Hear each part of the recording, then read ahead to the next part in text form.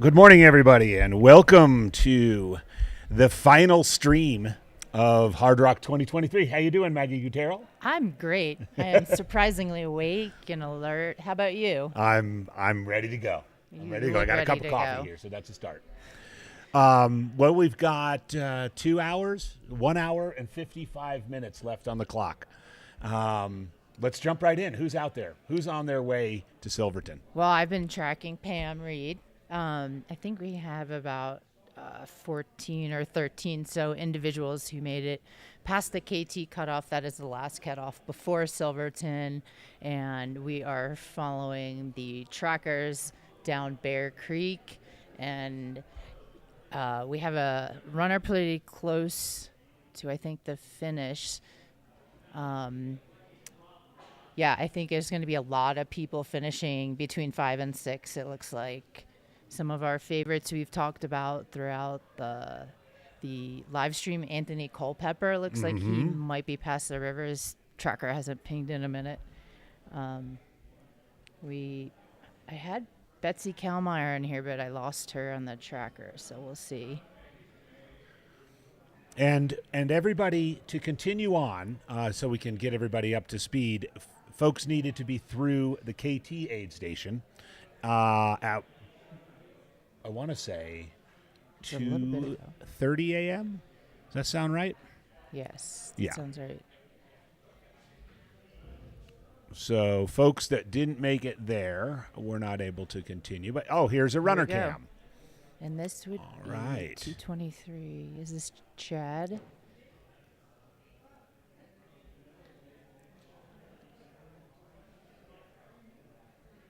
Yeah, there are a lot of runners out there. Probably some of you, or those of you, if you're in the chat and you're looking for somebody, let us know. Thank you all for coming in. We've got folks from Ireland, Finland, Sweden, a very happy European audience. Mike Wiegand from Vermont here. Pretty sure, based on the bib number. Mike Wiegand from Vermont. Yes. And it looks like they're on the road because you could see Silverton behind them in the lights. So, we talked about the final little grind uphill, and then it's all downhill. Yeah. Basically. Except for the false flat. But he's going to make it. Yeah, overnight. We've had a lot of people finish that I was, I'm rooting for everyone, but Darcy PQ probably had her slowest Hardrock, but she looks like she had a really good time. She looked happy. Feggy, John Feggy. When did he get in? I talked to him a little bit ago. How's he doing? He looks rough. He said it was privileged rough. air right now. 6 finishes, that's killed impressive. him, and it was hard to breathe on the ups, and that climb to Oscars, he said, was the worst. But he got it done. He's pretty tough. That was a common refrain from the folks I spoke with. It was. A lot of people had breathing issues. I don't know if it was like the heat that amplified that. There's so many factors that make this race really hard. So Feggy from Flagstaff, Arizona, got in just under 45 hours, 44:55. I'll keep trying to get into it, so one day. Awesome. Maybe I'll work on my first. Greg Salveson, he's no stranger to really tough races. This is still in progress. I think I have to update this. Have you done both directions? Here comes Mike Wigan from Middlebury. Congrats. Great little town in central Vermont.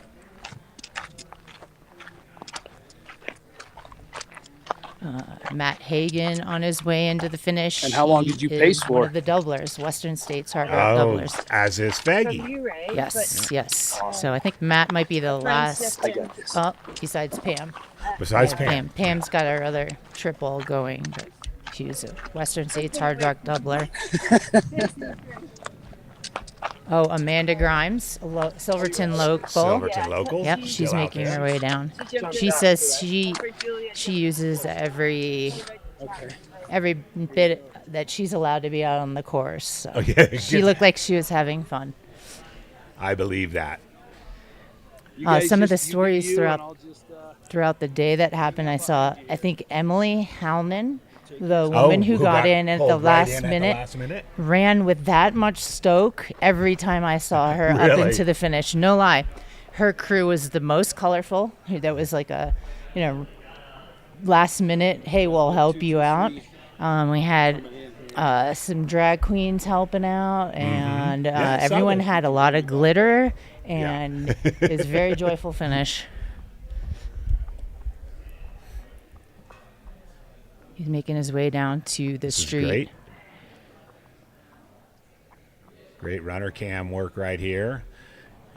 This is the trail drops straight down from the Shrine of the Mines. A single track trail, then gets onto the streets of Silverton probably in a minute or two. He'll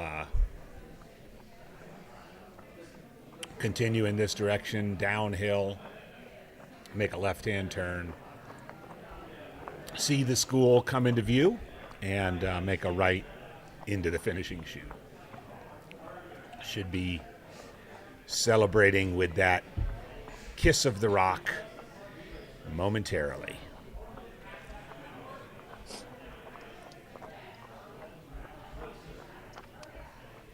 Still got the legs for the downhills. He's putting the poles away. No poles needed now. No. Yep, you can tuck those babies away one last time. Pacer with a little pat of congratulations. And then we're looking at Mike Wigand, Middlebury, Vermont, 49 years old. And we're guessing 12 or 13 that at least got through KT, and it's unofficial. The trackers are always a little tricky, but at least that many are through KT and under the cutoff and on their way.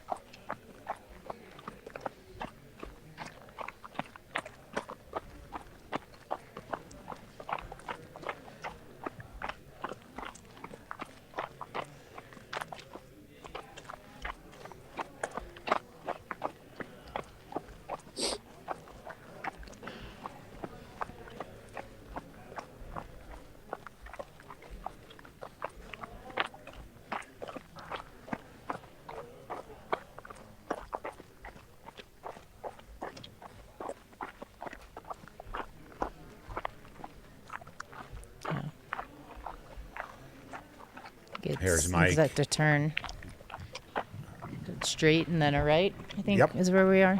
Looks like it. Nice runner cam footage here.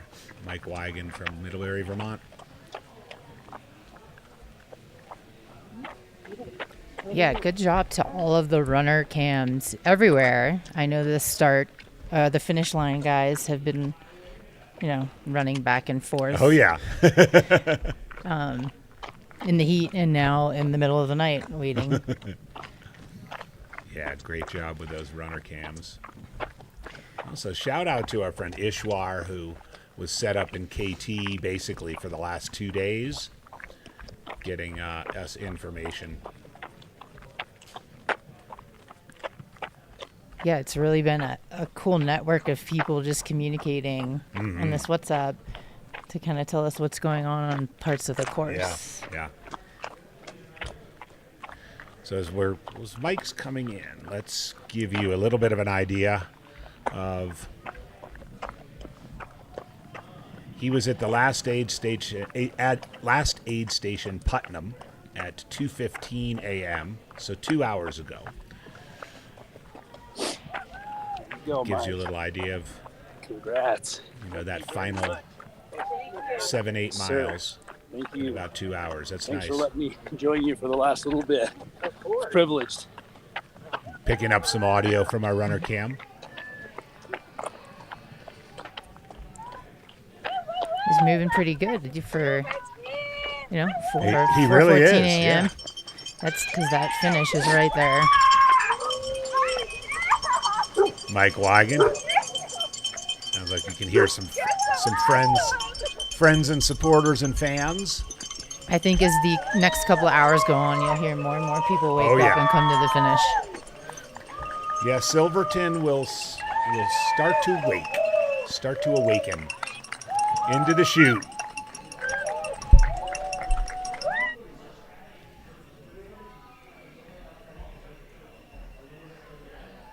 The picture dropped, but I can tell you it's He's everyone's stoked. It's wild out there for 4:15 a.m. There we go. Mike Wigand, Middlebury, Vermont, Hardrock finisher. You can see on our finish line cam, Dale Garland, race director, who greets each and every finisher. 46:15 for Mike. Greets each and every finisher with a hug, a handshake, a small award. Truth of the matter is, nobody runs Hardrock for the awards. No. The awards are just nice things to have. Or the shirt. Or The the shirts are pretty rad to wear a Hardrock Oh, yeah. finisher shirt.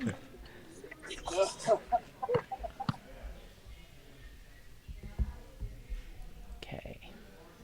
Let me update. Maggie's going to be our eyes on the ground, keeping an eye on those folks. We know both Betsy's, Betsy Nye, Betsy Kalmeyer. 38 finishes between them. They're on their way. Greg Loomis from Virginia, old friend of mine. I know he's on his way. If you're in the chat and you're looking for somebody, pop it in there. Let us know. Love to hear from you. Well, according to the trackers, Tommy Stockton and Jose Relock. Tommy Stockton is 63 from Los Alamos, New Mexico. And I know he's got a handful of finishes. Oh, and we have Jose. He's 51. He's from Panama. I think Brett. Oh, right. Brett mentioned him in the beginning as somebody to watch because how do you train for Hardrock in Panama? For Hardrock in Panama? It's not easy, but he's getting it done. So those might be the next two people, unless one of these trackers is like way behind. And thank you, Midgic, from coming into the chat. Jose would be, and likely will be, the first ever finisher from Panama. That's awesome. All right, so those of you in Panama, wake up. It's celebration time for your countryman, Jose.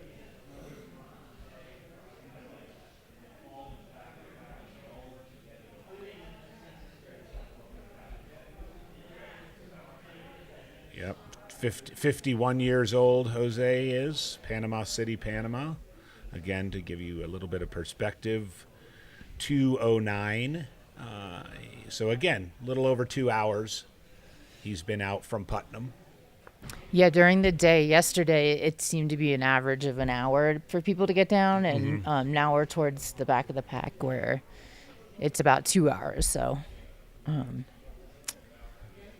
those folks that been making their way down on the Bear Creek Trail, which is that views up there are amazing. So they really are. I'm sure they can see a lot of stars. There's just not really a moon out. Yesterday morning, there was like a really cool crescent moon. And then they make their way down into Putnam Basin and along kind of like, I guess what I would describe as a canyon. Yeah. Between two very steep mountains onto very talusy, dinner plate talus trail. And then into the trees across the creek. I took a run out there yesterday evening just to check out the creek, and it doesn't look too bad. But they have that rope over there. It's a little chilly. I'm sure it's nice and chilly. I had frost on my tent this morning when I crawled out of it. Oh yeah. We do have at least the latest update on the tracker. 3 runners still to hit Putnam, so they definitely need to get moving. Although 1 hour and 40 minutes, but out there in progress. So they made it through KT. Still waiting to come into Putnam are Garrett Peltonen, Chris Lundberg, and Brian Jennings. Silver City, Mexico, Victor, Idaho, and Chapel Hill, North Carolina. So if we're thinking of who might be those golden hour bubblers, Garrett, Chris, and Brian. Gina Harcrow from Monument, Colorado.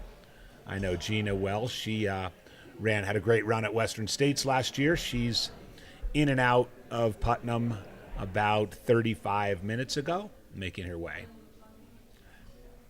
So,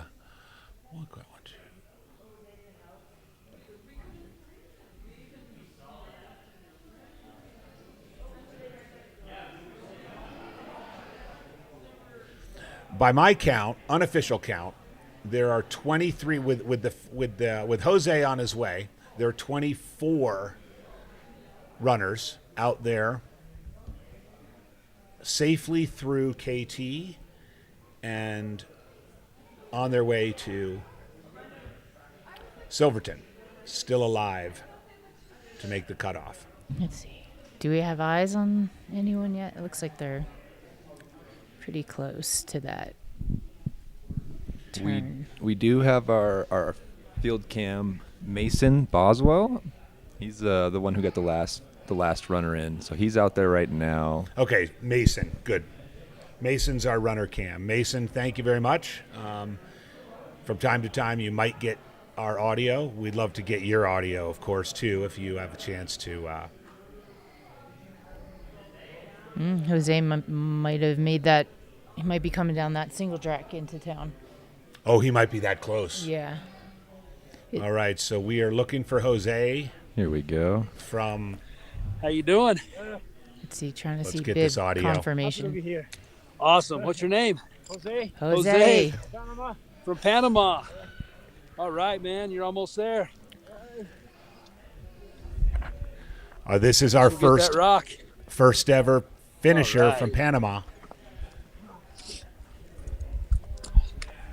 Mason, can you hear us? Take your time. Just follow you in. I don't think so. No pacer. Jose First finish? Relock. Yeah. Congrats, man. That's a Congrats. much better pronunciation than I said. Yeah, this is great. This is great audio from Mason. Ooh. You're almost there, Jose. You're almost there.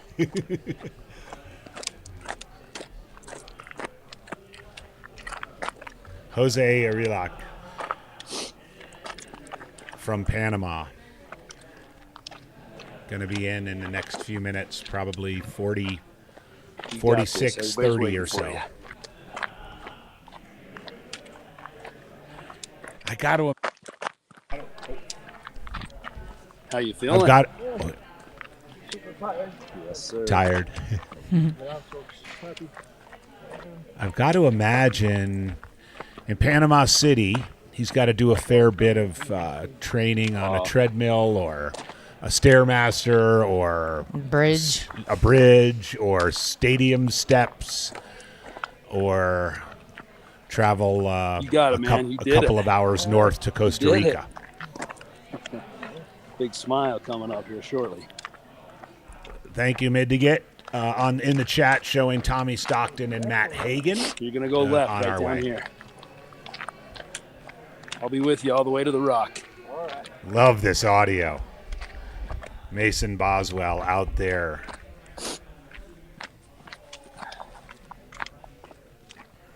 Jose Relock. Hello. Hello. Okay.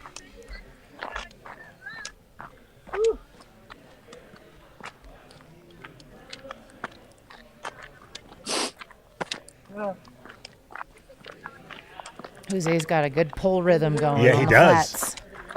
Looks like a pro. He decided not to waste energy breaking him down. Yeah. He's going to use them. Oh, this is beautiful. Mason picking up his a couple of his companions, probably been hard at work crewing for the last 2 days.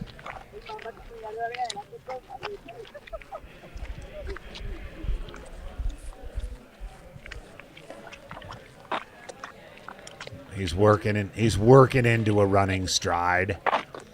And once he sees the rock, he'll be a runner. Oh yeah.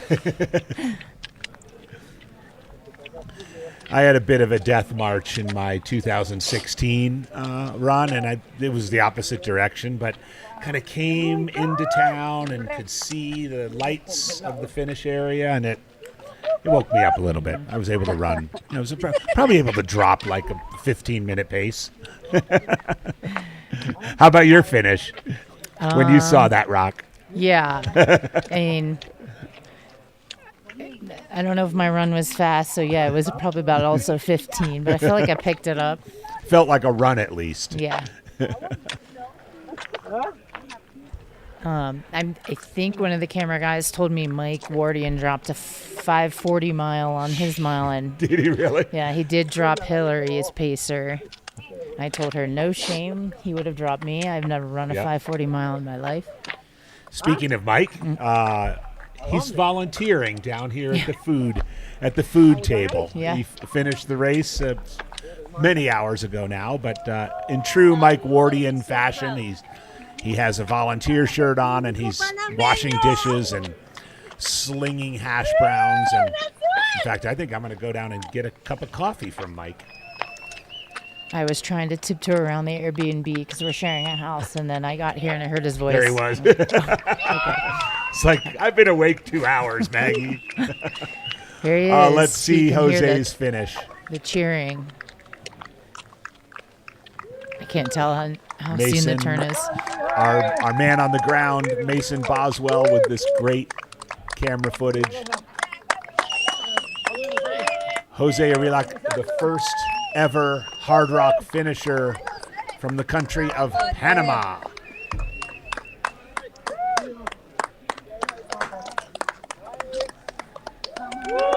There he is. Managing that trot as best he can.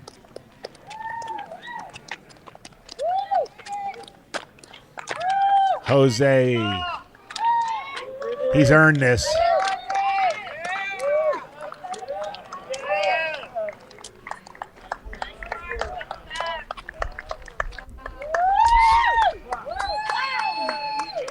Under 46:30.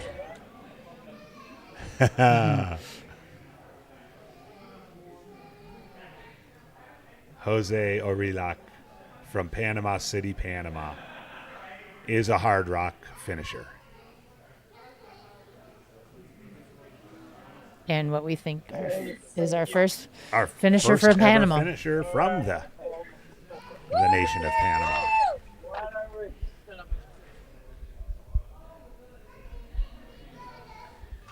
Yeah, we are getting word that Tommy Stockton is closing in on the finish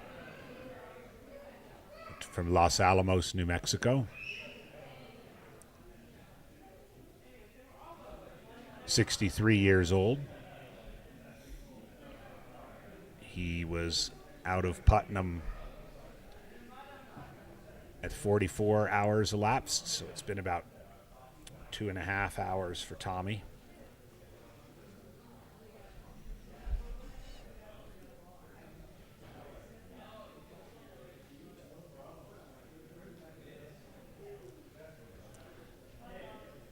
Tommy, the veteran that he is, did what a lot of veterans do in this kind of finishing time frame, and spent just short of 3 hours in Ouray,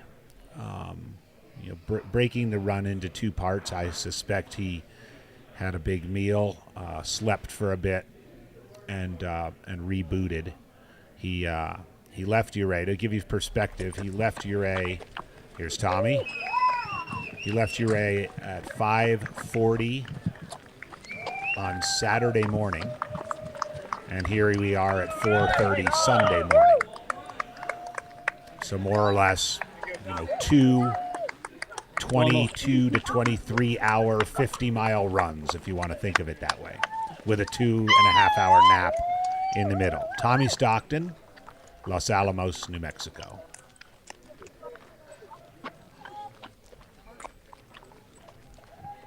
Mason's doing a great job seeing the finishers through.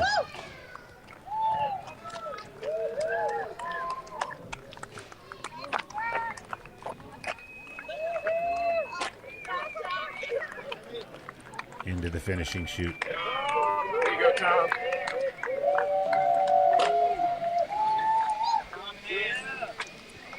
Nice job. Nice job.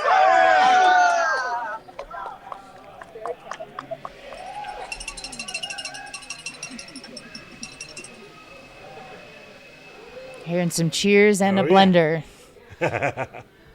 That's Wardian whipping That's up some smoothies. I think it probably is. An Iron Mike smoothie. Mm-hmm.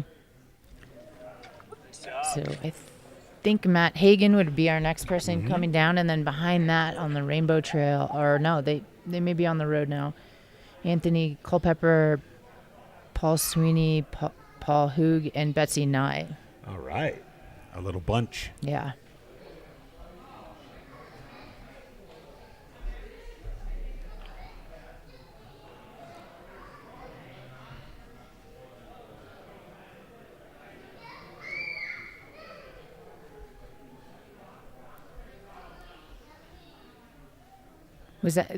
That's not Tommy Stockton's first Hardrock. He's done a few. Yep. See if I could look it up. I know he's got a handful.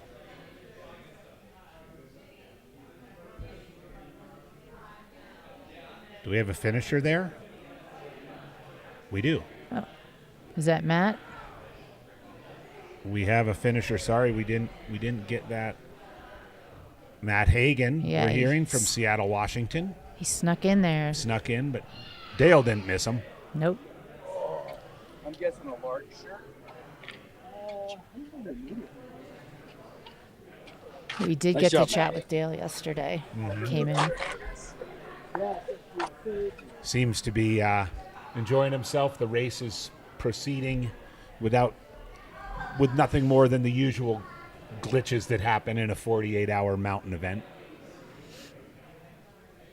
He did say in the early days, like, they finished in Memorial Park, and a guy came in, and I don't know if he was, they were in a trailer sleeping, the race, him and the other race directors, and the guy's like, hey, I finished, should I tell someone?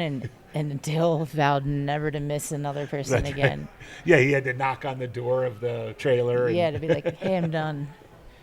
Imagine that now this. Oh, right. You know, like, we have cameras and this epic finish shoot, all of the flags of all of the participants. I think, if I remember correctly, too, I think the Kissing the Rock kind of started that way, too. They were like, well, what should we do when we finish? And Dale or somebody goes, well, just go touch that rock. And then they were like, touching the rock's not enough. Let's kiss the rock. I think the ultra running history guy put a little Davey tidbit. Crockett, yeah, Yes, yeah. he put a little tidbit in yesterday about that. Yeah, it's a unique tradition at Hardrock here. We know a lot of you are just getting up and joining us. And what you're seeing here is a still cam. We have Mason out there on a runner cam. So he's running basically in and out of town until he sees a runner and then jogs in with them. Matt Hagan finished so soon after Jose from Panama that we missed him, but It might be Anthony Culpepper next. local favorite of our colleague Chris Warden. Anthony, this will be Anthony's fourth finish He's been crewed all day by Patty and Peter Curry, the parents of Jamil and great supporters of ultramarathon running. He's a Durango, Coloradan. He was well taken care of. I'm sure Patty fed him really well. Oh, yeah. No shortage of Patty love out there. But maybe a little bit of firmness, too, if necessary. Yeah, I don't think she's the kind of mom that's shocked by ultra running suffering. No. She's not going to look and say, ew, those blisters are gross.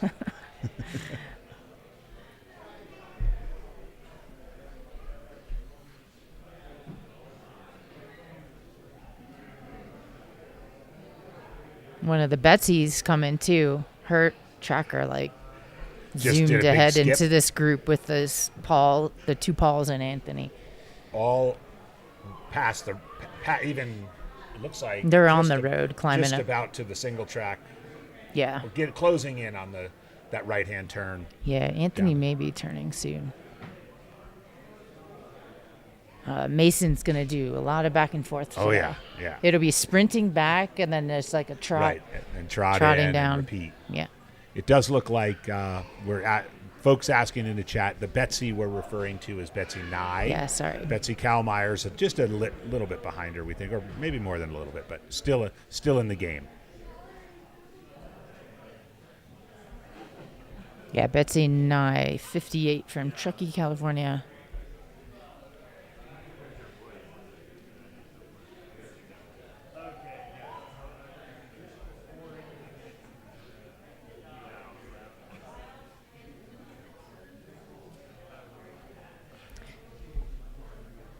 So we have an hour and 23 something to the cutoff. So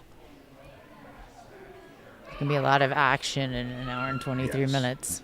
Because there's definitely going to be people that are down to the wire. I think. Oh, yeah. There's a Yeah, lot of with- people out there that made it. Yeah, if we think of that kind of ballpark number of 2.5 hours from Putnam, there's some folks who are going to have to go a little bit faster than that. Hopefully the river crossing will wake them up. Yeah. Looks like Mason's back on here. At the little single track section.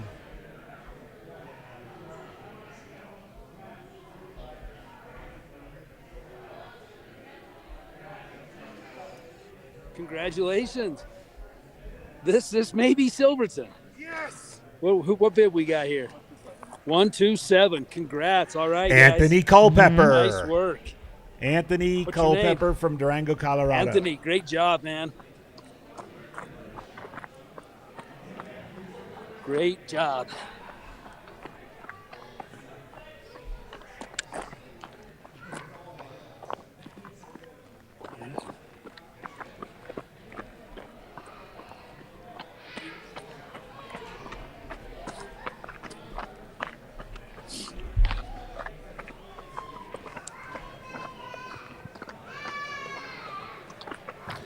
Behind us, Maggie, it sounds like there's a little bit more action in the gym. Yep.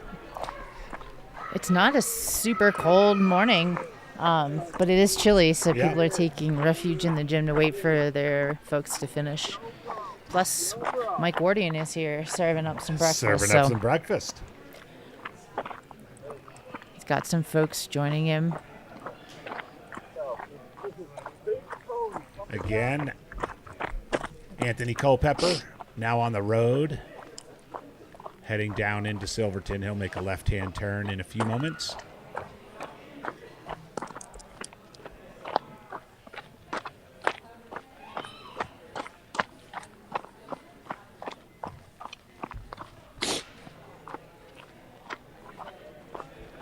In the chat, Colanos JCK, with as long as you've been in the sport, how does it feel to be sir, turn broadcasting left. this race live? Amazing.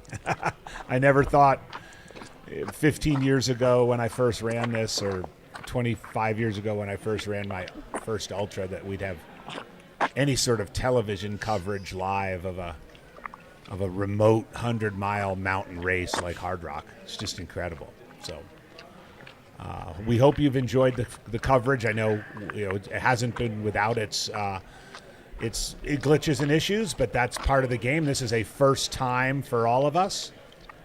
And, I mean, here we are viewing a runner, Anthony Culpepper, coming in live, followed by a runner cam as he finishes his 4th Hardrock. That's incredible.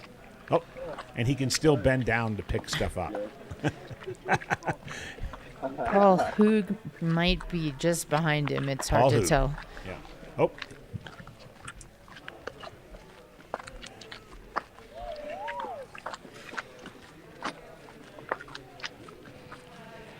Or Paul Sweeney. One of the Pauls. One of the Pauls. Behind.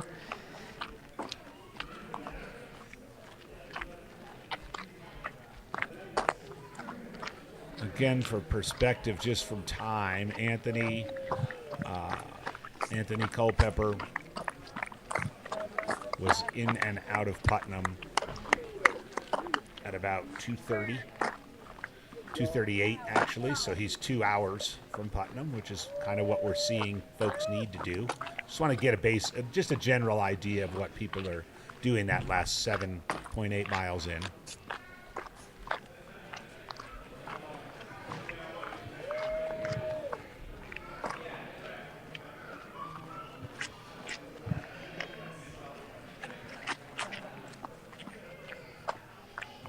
We expect Betsy Nye, Paul Sweeney, Paul Hoog, I think that's the pronunciation. Greg Loomis, it looks like. Greg Loomis from Virginia's out there. That's who I show on the road, so. Yeah, Loomis has been running a long time. Veteran of the U.S. Army. Here's Anthony Culpepper, Durango, Colorado.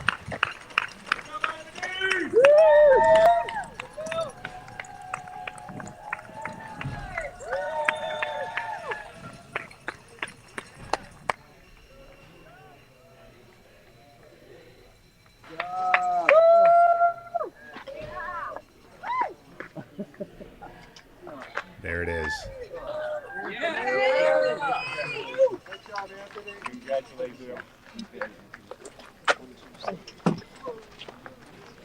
Bringing him in. Anthony Culpepper, 4th Hard-Rock finish. Do you want to? I can take your pulls. Thanks for that text. We were watching down the TV, man. I'm like, oh, that's great. Good to know. You've been wondering this whole time. How are you? Yeah, that's great. It's what motivated him to get back. That's some good.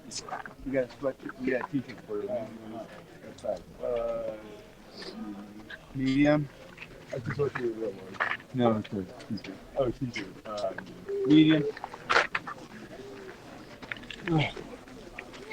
Congrats, man. Sounds like Jamil out there. Good. Yeah, I think it is Jamil. Dale is as chipper and cheery as he was on day one. He really is. Yeah. Well, come on inside where it's warm and you don't have to get up until you want to. Congratulations. We're all here for you. So that's Everybody Anthony come say hi. Culpepper. Congratulations. We're so happy for you. We should see one of the Pauls soon. There you can see Jamil in the still cam. Jamil's been all over the place in this coverage, of course, but here.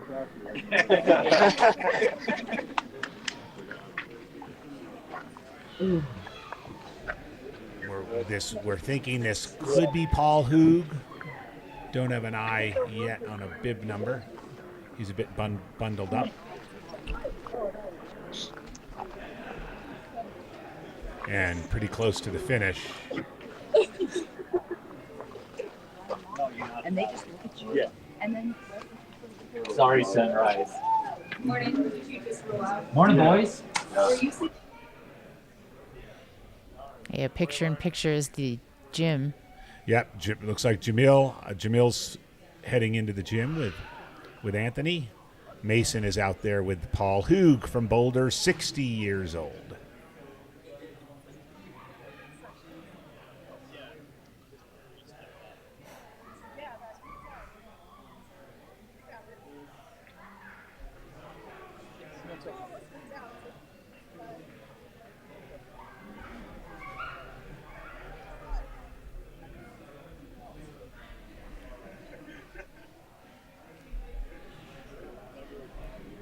He's coming into the finish chute and can hear the cheering. You can hear the I cheering. can usually hear that first because this is delayed by just a tad. Here comes Paul.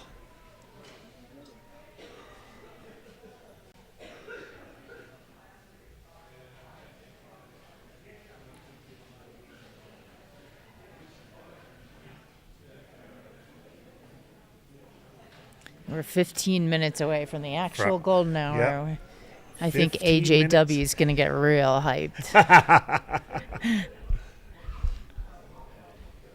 I had coffee so strong this morning that you could chew it. I need to match AJW's energy for this.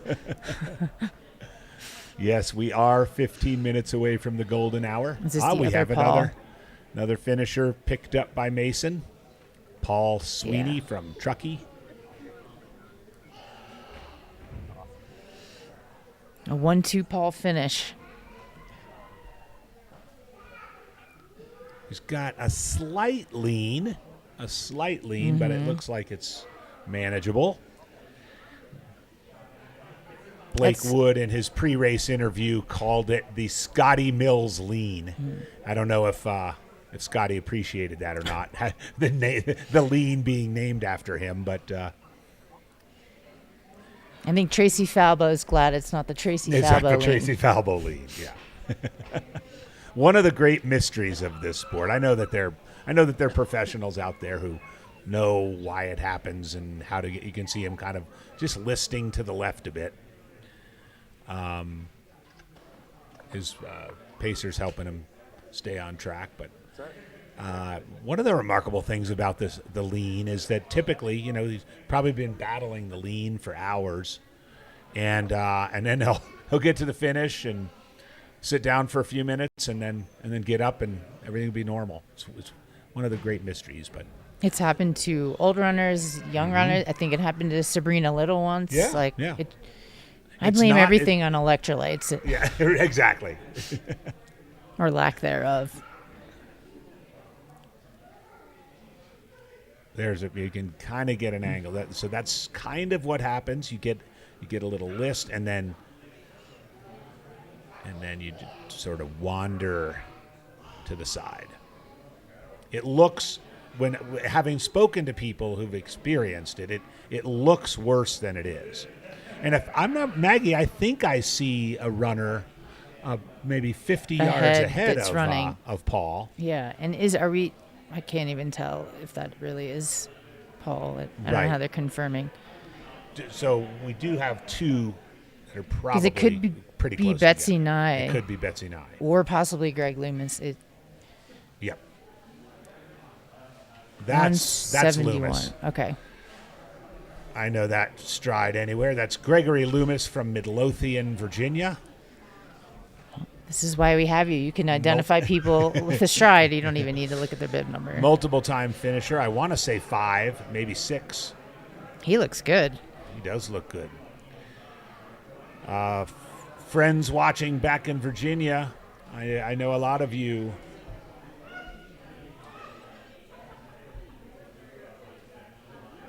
We're getting in the chat that maybe the leaner is Betsy Nye. Yeah, I'm starting to think it was Yeah. female.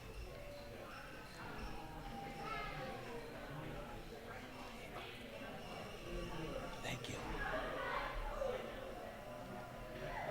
I just asked our good friend Summer, who's the assistant producer, to get me a little bit more coffee. I realized we're 10 minutes away from the golden hour, so time to jack things up. Here comes Loomis, Greg Loomis. Midlothian, Virginia, kissing the rock. So somewhere we have Paul Sweeney in here, Yeah. but this is Betsy. I think she's trying to combat the lean by leaning to the other side. Yeah. She's got it. Greg Loomis, active member of Virginia Happy Trails Running Club, one of the most largest and most active running clubs in the country. Shout out to the VHTRC and the Blue Train. And Betsy Nye, affectionately known as the Boopinator, is coming into the finish. We understand that that the last couple of miles have been a bit of a struggle for Betsy, but well under 47 hours, and you can hear we can hear the cheers in here. 20th female of 29, I think. 20th of 29 females. A few got cut off, but there's several still making their way down. There she is. Betsy Nye.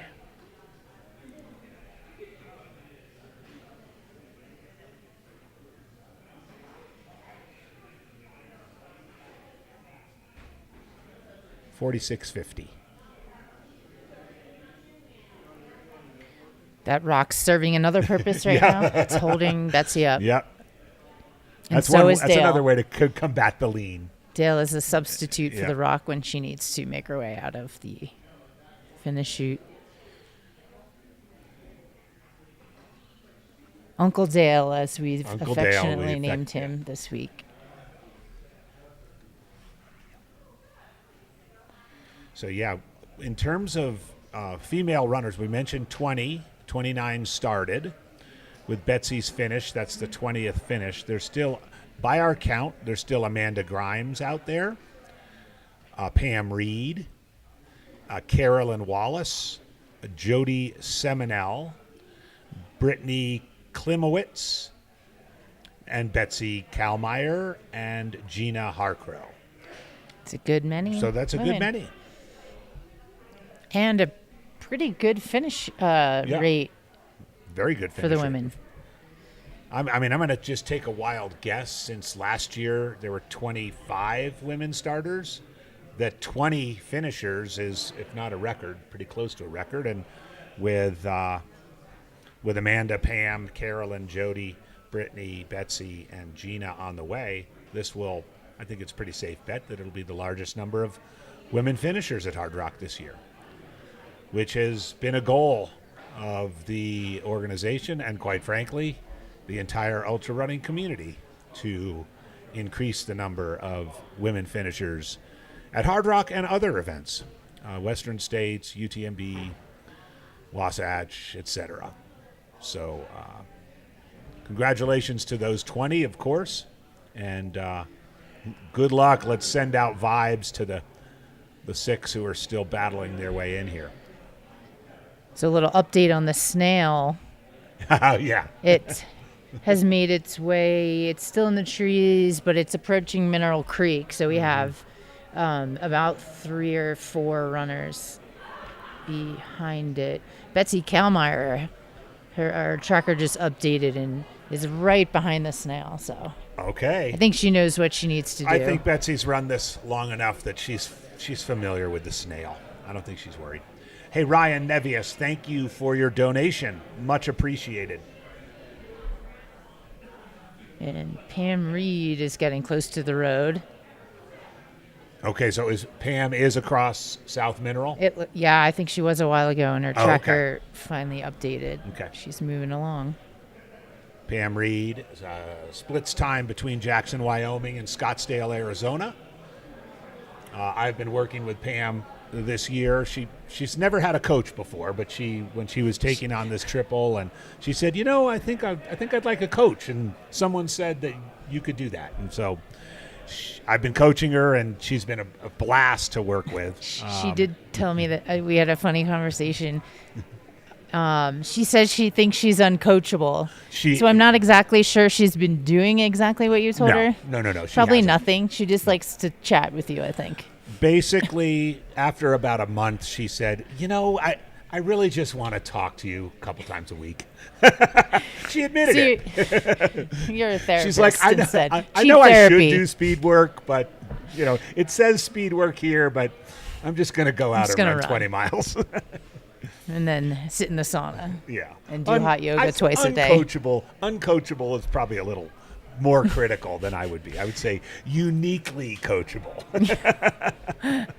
But she's a blast, and to do these 3 events in a 20-day period is incredible. So we did a little interview with her for Tailwind. She's also a Tailwind athlete. So it was kind of cool. We were trying to figure out if Pam was, since Liz Bauer didn't show, we were trying to figure out if Pam or the other 62, or was it one of the Betsy Kalmeyer 62? she might be, yeah. So we were trying to figure out whose birthday was sooner, because Pam was like pretty excited she might be the oldest finisher. So when we were talking about her My 3 runs that she's doing in the States, Badwater, and now this, she was saying with Hardrock, I will finish. She's like, I'm saying I have, she wasn't saying it as if it was a possibility that she wouldn't. And I think that worked. Yeah, absolutely. She did DNF last year because she was coming off of broken femur or something. Broken femur in a bike crash. She does Ironmans as well. Simultaneously is training for ultra marathons, and a spectator jumped out and she had a bad crash. If you've ever seen the Tour de France, you can understand how that could happen. I mean, that's ouch. no joke. And at 60, she would have been 61 last year. To recover from that, most people that'd be game over at 61. Yeah. And here she is. Yeah. Pam also has a small film crew that's followed this 20-day adventure from Western States to Badwater and now Hardrock. So it'll be a blast when it's turned into a documentary and be able to kind of get a little bit of that behind the scenes. Maybe we'll have a screening next year at Hardrock. That'd be cool. That'd be cool. Dale hosted the Trail Film Festival on Wednesday night in Ouray, and we did an interview with Pam, and maybe that'll be a full circle for the documentary next year. That'd be cool. Also had Amanda Grimes zoom ahead, so it'll be Amanda or Pam, or we also have Tom Ralph.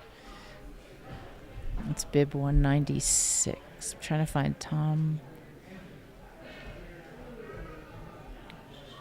So that 450 finish, that's our most recent finisher. Was Betsy not? Are we missing? Did we miss Paul Sweeney? Yeah, I didn't. Yeah, I'm sorry, we missed Paul Sweeney, but he did finish. He might have finished with Betsy. Right behind her, yeah. Yeah, right behind her. So I'm showing either Tom Ralph or probably Tom Ralph next. He is from Monument, Colorado, 38 years old. Yeah, confirmation of that. Paul and Betsy finished more or less. Well, Paul about 30 seconds after Betsy did. And they were both just about a minute after Greg Loomis.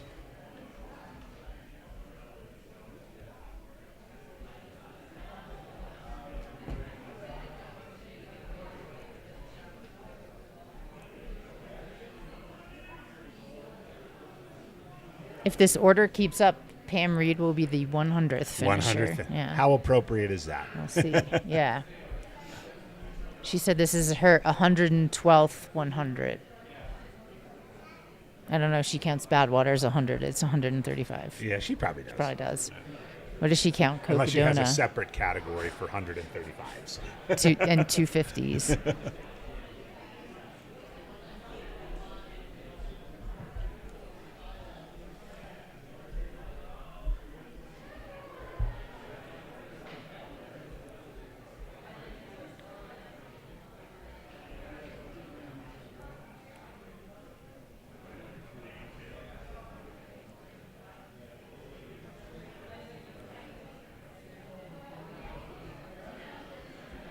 Let's see what's going on the other side of the river here. The snail has crossed the river. The snails crossed the river. Mm-hmm. Travis has picked up another runner out on the road. try and get a bib If it's number. 190, it's Tom Ralph, which I think that's what I saw. Just over Tom's shoulder, you can see a glint of light up in the direction of Cunningham Gulch.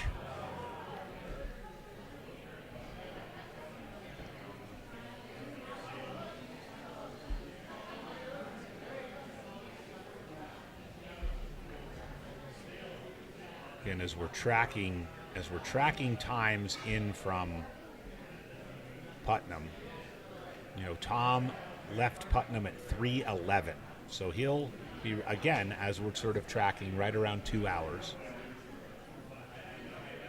Yeah, the right-hand turn is coming soon.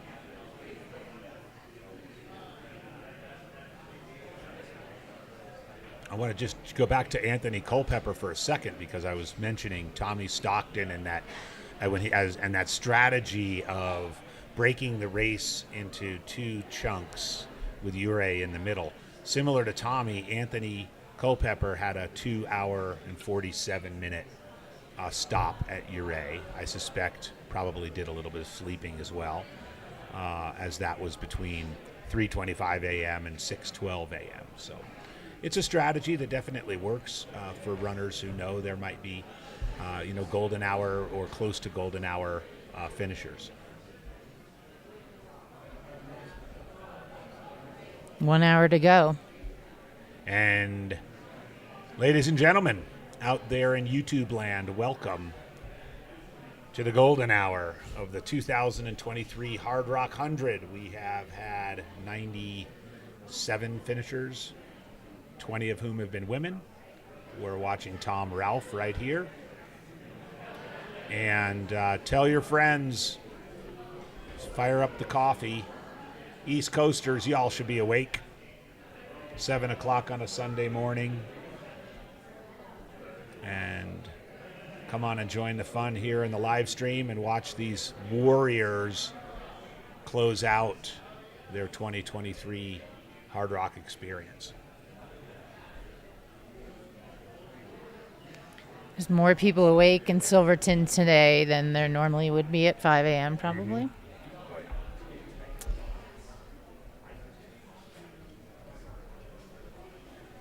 I think not a drop of moisture fell during this entire Hardrock. I think but so.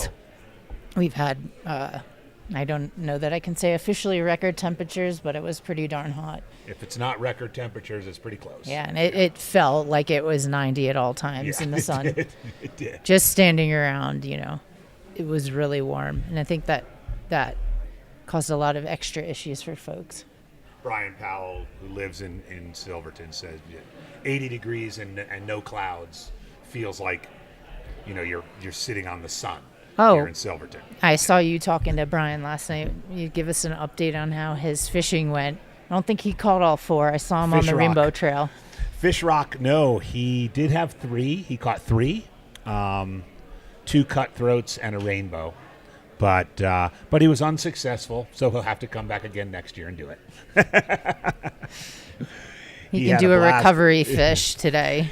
And in fact, Ben Wyrick, who was running in the same general area, a friend of mine from Virginia, actually documented in video 2 of Brian's 3 catchings. Yeah. Again, Golden Hour fans, we are...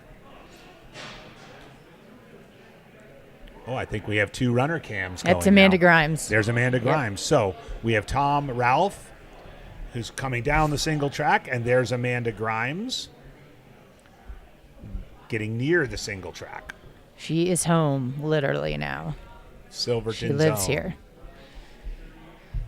Very good. Now Her and her husband, Billy Grimes, run the Billy's Rabbit Hole aid station at Run Rabbit and Steamboat. Oh, that's cool. Yeah.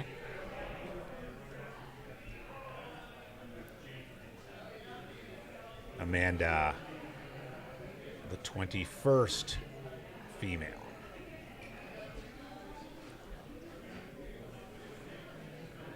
And I believe last year was her first hard rock. She got this direction, so in 2 years she's a true hard rocker. She's a true hard rocker.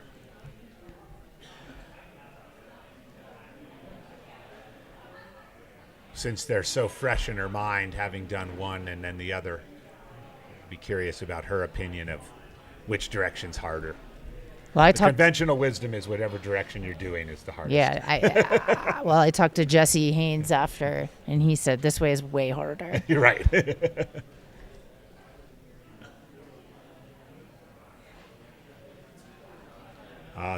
Thank you, Oak Miller, jumping into the chat to let us know that Tom is making the most of his opportunity. He got into the race with one ticket in the lottery. And now he's a golden hour finisher.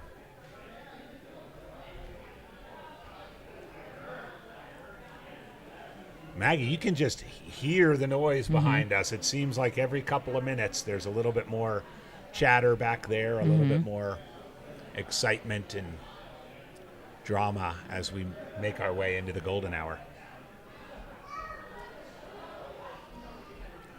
I think even people that finished last night, late or at any time, try to make a point to be up by 5 a.m. to see this. Yeah. Oh, yeah.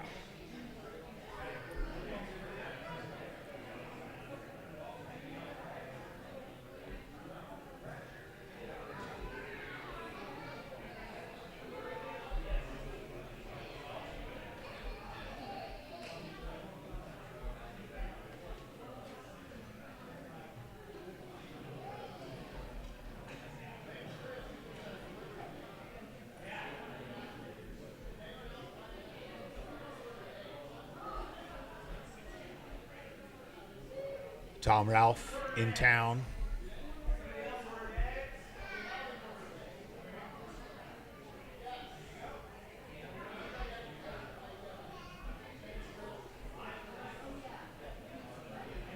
Amanda Grimes is on her way down. I would expect Pam any minute.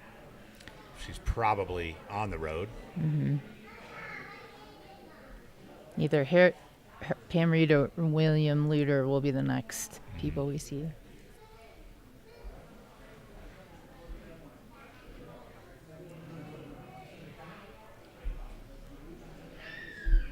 Yeah, good point. Marlon Weekly asking a mother which childbirth was harder, the one you just delivered or the one 3 years ago. Yeah.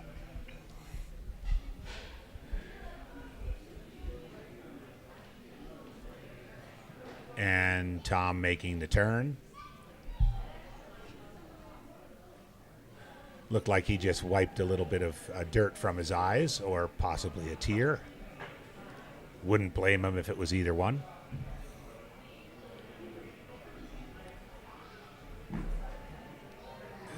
This 50 yards, there's nothing like it. Yeah, there's a lot more people out there now.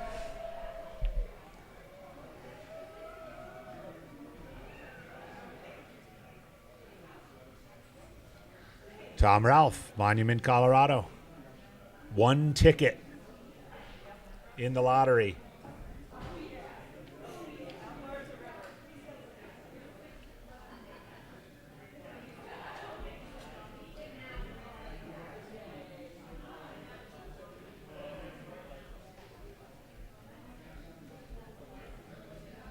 Amanda Grimes, pride of Silverton, Colorado.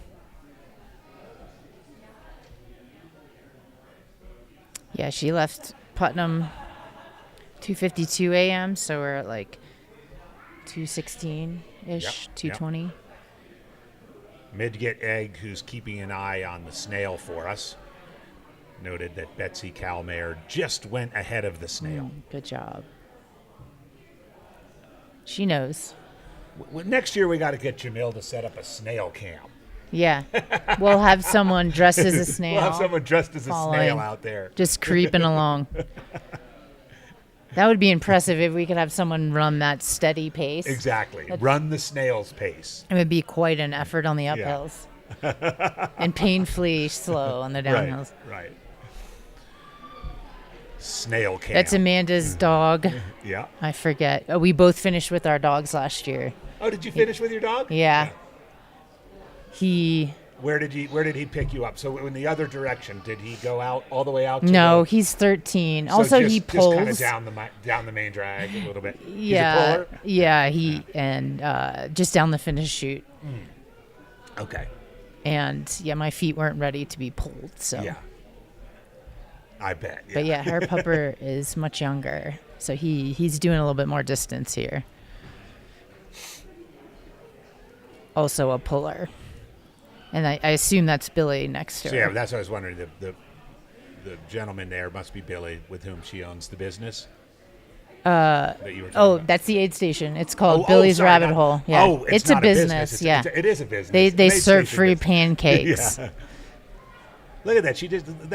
I just noticed a quick little spring in her step there. Yep, I think she saw the rock. A high five.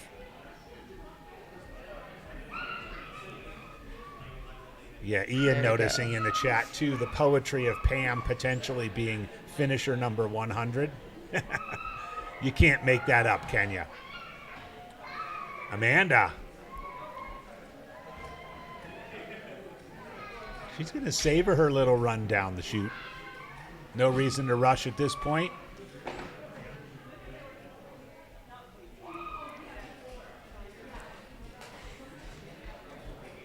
Kiss the rock. Come on, smooch it. There we go.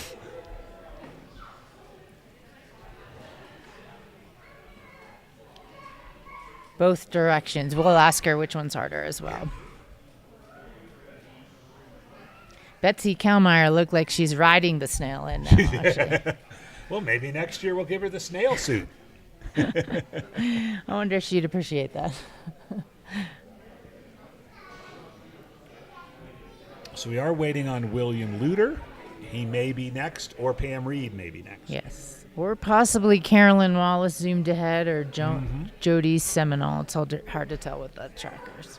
So just real lot of quick, women. since we have it right here, Amanda's time from Putnam was 2:18:44. 2:18:44. So you've got to assume 2 hours is a stretch for some of these folks at this point. Although you never know with the gravitational pull of the Hardrock. People can sometimes do superhuman things.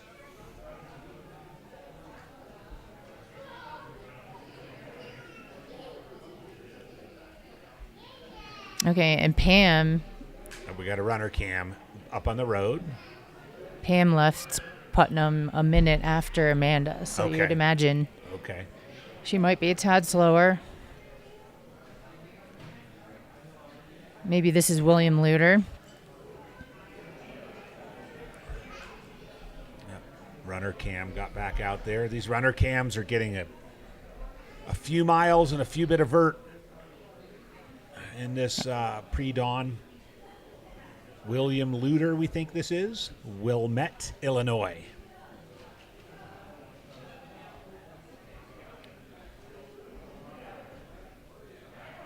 Left Putnam at 2:26. All right. Over 2.5 hours.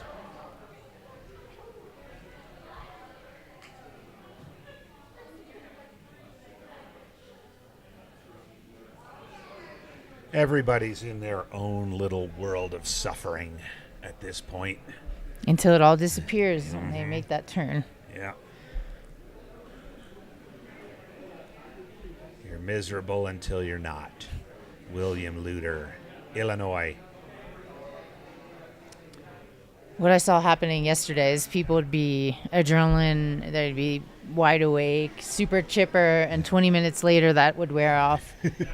And they would, either need to go sit in the shade or go lie down horizontal. Joe Burns asks about the number of volunteers. In a pre-race interview here on the set, Dale estimated over 500. So, 4.5 volunteers per runner. Thank you to all those volunteers, from the aid stations to the course markers, to the people slinging food. Yeah, I was saying earlier that I think if I ran this, it's fun to involve friends, but you could also do it without a crew. I mean, if you're trying to do the minimum stoppage time we were discussing yesterday, it's helpful to have a crew to just do the quick turnaround, but you have volunteers just sitting with you at the aid station waiting for you to ask for something else. Yeah. It's amazing. Well, one of our top runners, Javi, finished third. A good friend of Brian Powell. In fact, Brian's going to do the I Run Far interview with him this morning, even though Megan's been doing most of the work, of course. He did the race, no crew, no pacer. Mm-hmm. Brian said he did have drop bags, but only a couple. Only at the main. He just had one at Sherman, Ouray, and Telluride. So pretty incredible. But you can do it. You can do it here. I mean, they'll cater to every. Might take you a little longer. You gotta, go through stuff, but it's worth it. And William Luter, 60 years old. We've got a couple more run cams heading out. Looks like Skylar Hall is now awake and clad in his signature blue headband. I'd be scared to see Skylar out there. You'd have to like bust out a 6-minute mile.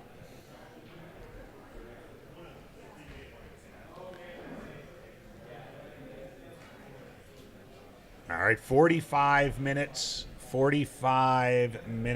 left on the clock.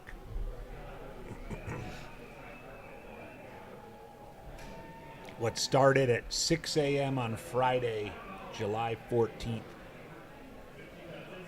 is winding down.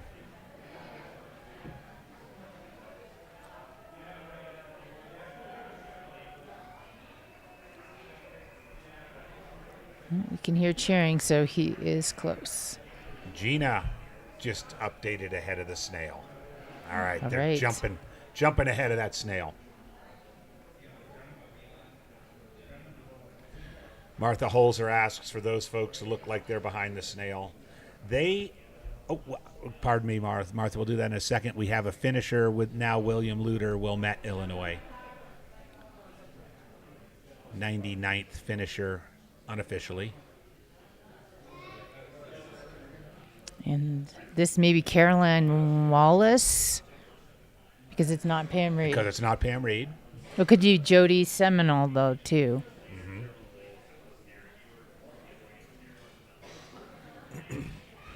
Yeah, so back on Martha's question, if they get through KT under the cutoff, they can finish. It's just if they get to the rock after 47:59:59, they are an unofficial finisher. Carolyn Wallace, perhaps. Carolyn Wallace, finishing Hardrock. 23rd female. Wow.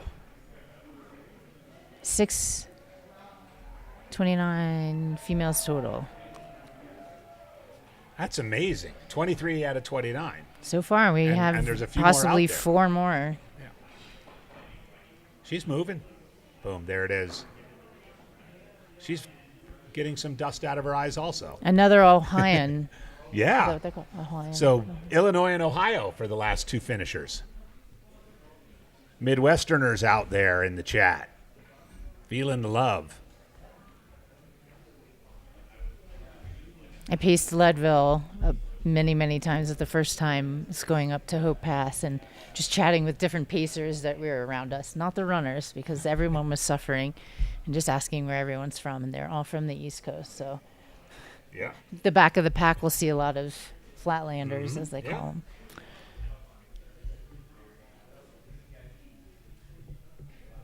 Well, your native state, Pennsylvania, I would say of all the East Coast states, that's a state to come from if you want to have a good hard rock. There have been some legendary Pennsylvanians. Some Not the good least hills. with John DeWalt. And you can get the hills. You can get gnarly technical.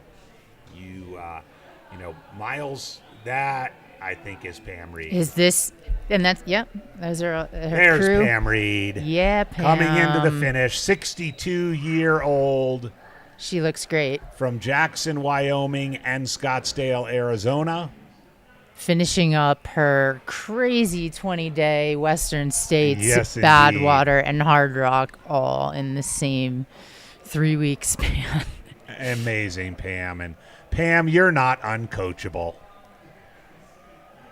Oh, Pam It's Reed, loud out there. 62 years old. There it is. 47, 19, 29. Aw.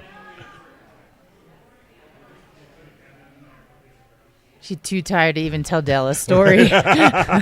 Nope. No, she's not.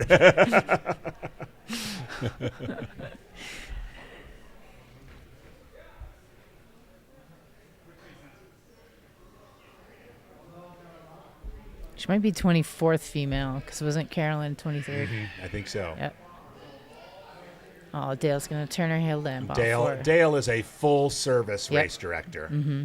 Turn your headlamp off, take your tracker off, give you a medal. Oh, she Pam looks Reed. fresh. She looks super fresh. Pam Reed. She's ready for another. She'll do an Ironman next week. Yeah. Hot yoga tomorrow, and she'll probably Oh, go yeah. for a swim. Yep. In February, March, she did a sled, 100-mile dragging a sled in the snow, one of those deals, and her lips were sunburned for a month. Didn't stop her from running in Scottsdale in the middle of the day, though. No. She looks good. Looks like. And it wasn't down to the wire. I mean, she had yeah. 40 minutes to spare.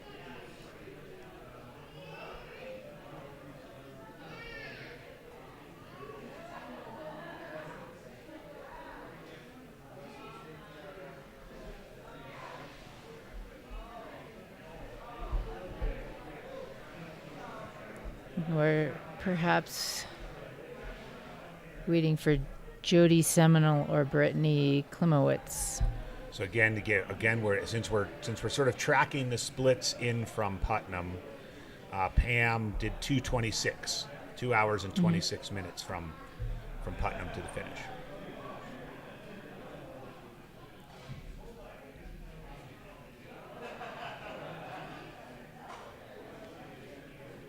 And one of Pam's goals was really to limit her time in aid station, and I can tell you she did that. She had just 15 minutes at Sherman, 21 minutes in Ouray, 17 minutes in Telluride, 15 in Chapman. That's probably a little longer than she wanted, but did a good work. Just 2 hours total aid station time. And I think you give a shout out to her crew. I don't know if this is everyone, but Elaine, Susie, Harold, and maybe her husband Jim, who she said she doesn't like when he paces. She tries to keep Jim away. Jim's not in shape to pace me. Right. But he may have. I'm not sure. That was the plan.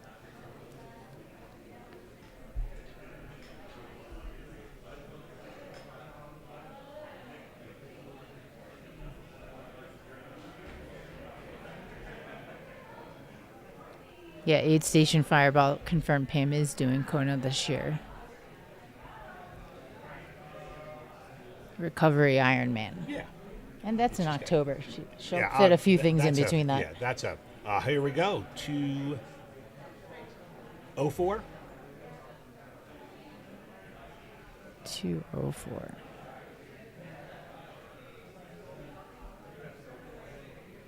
Jody Seminole. Jody Seminole.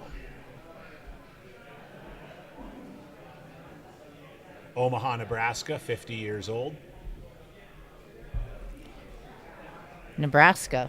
Yep, Nebraska. Kind of flat there.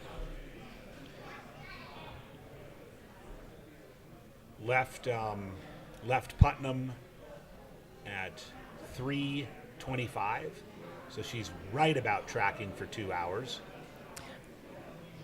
Is that maybe Casey? Yeah, that That's was who Casey. she was crewing. There you go. Nebraska Casey makes Lipton. sense.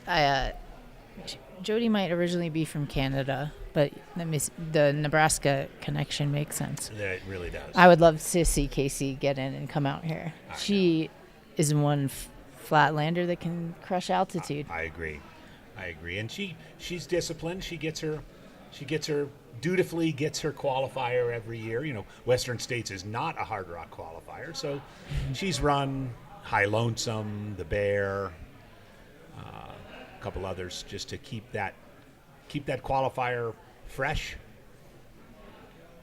Jody Seminole, 24th female, we think. Is she a Cocodona finisher? She has a Cocodona hat, possibly. Or she's crewed it. You earn a hat if you crew that too, for sure. Yeah. We can hear the crowd out there. Yes, it's a flurry of Midwestern finishers. With Pam Reed in the middle, not from the Midwest, but we've had Illinois, Ohio, and now Nebraska just in the last little bit here.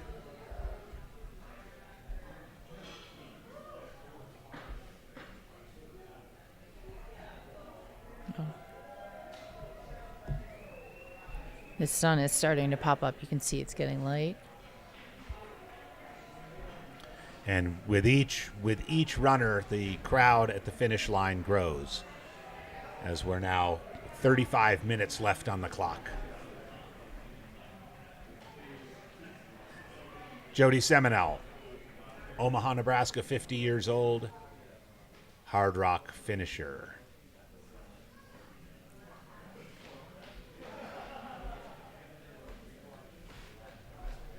So it was maybe Benjamin Hawes, the next person we're looking for. Yeah, so still out there for those of you keeping score at home. Benjamin Hawes from San Diego. Brittany Klimowitz from New York, New York. Eric Pence from Leadville. Betsy Kalmeyer from Leadville.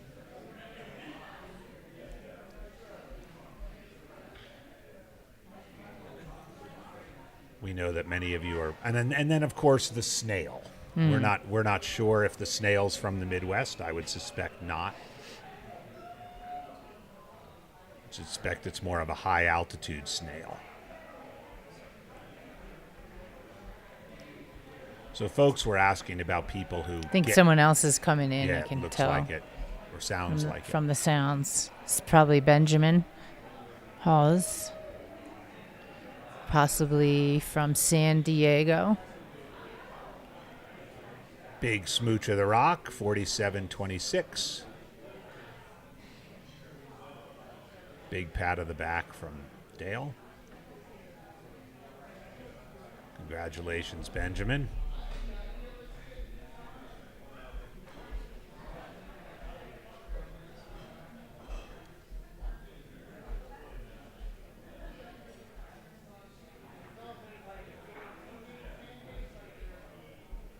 This might be Greg Bargo. There's a nice view looking to the east towards Cunningham Gulch of the early morning light coming over the San Juans. If it's Greg Bargo, he's 40 from Tallahassee, Florida. A Floridian. Mm-hmm.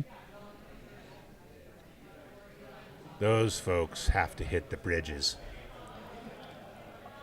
Or, yeah, treadmill. I ran a marathon in Florida once, with people, and we hit a bridge, which is a slight incline, and I barely noticed, and everyone's like, oh, this hill. This hill is killing me.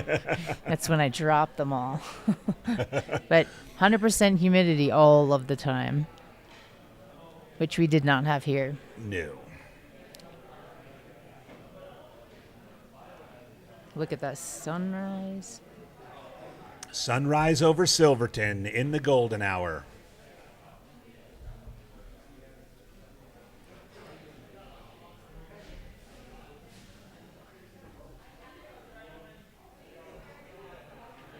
Got an update in the chat that indeed Jody is a two-time Cocodona 250 finisher. Oh, cool.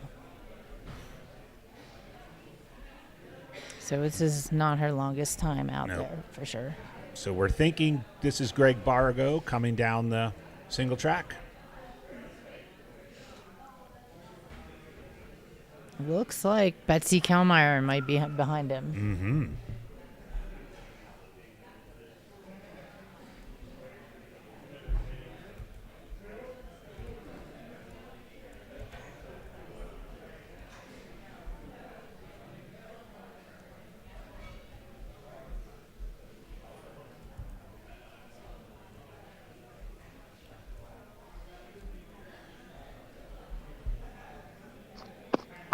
Apologies. We missed Brittany Klimowitz, New York, New York. She finished just shortly after, literally 45 seconds after Jody. So Brittany Klimowitz became the 25th female finisher. Sorry we missed you, Brittany. New York, New York. Probably an interesting place to train for Hardrock.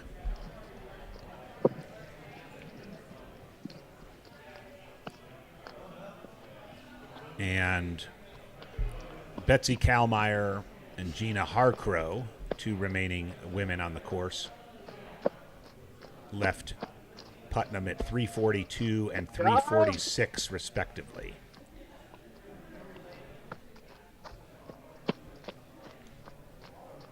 Which, were they to successfully get to the finish, would mean 27 female finishers. We're at 25 right now, which was the number of female starters last year, which was a record. Was it 27 or 25 last year? Last year, I thought there were 25 starters, but maybe you might know better because you were I one thought of it was 27, but it might not be. There could have been like wait list swapping, and that's they true. only men were available or something. But Betsy Kalmeyer and Pam Reed are both 62. Someone asked in the chat. I don't know who has an earlier or later birthday. yeah, we cannot find we birth can't dates find that. exactly. Pam's is pretty early in the year. Sometimes those 62-year-olds are coy about their birthdays. Pam's not, but maybe Betsy is. Greg Bargo making the turn.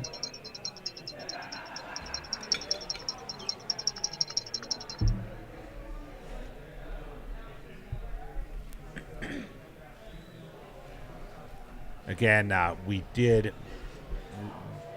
Brittany Klimowitz finish was on the screen. Unfortunately, we missed commentating on it. Greg Bargo, Tallahassee, Florida. Hardrock finisher with just under a half an hour to spare.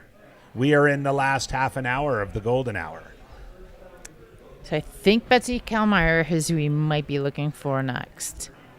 But I did want to look this up to confirm, and she still is the record holder of the female-supported Colorado Trail. That's cool. 9 days and 10 hours. And our runner Cam has picked up another athlete who's popped out of the single track and onto the road. I think at 1:59, Betsy Kalmeyer. Betsy confirmed. Kalmeyer, the second of the Betsies.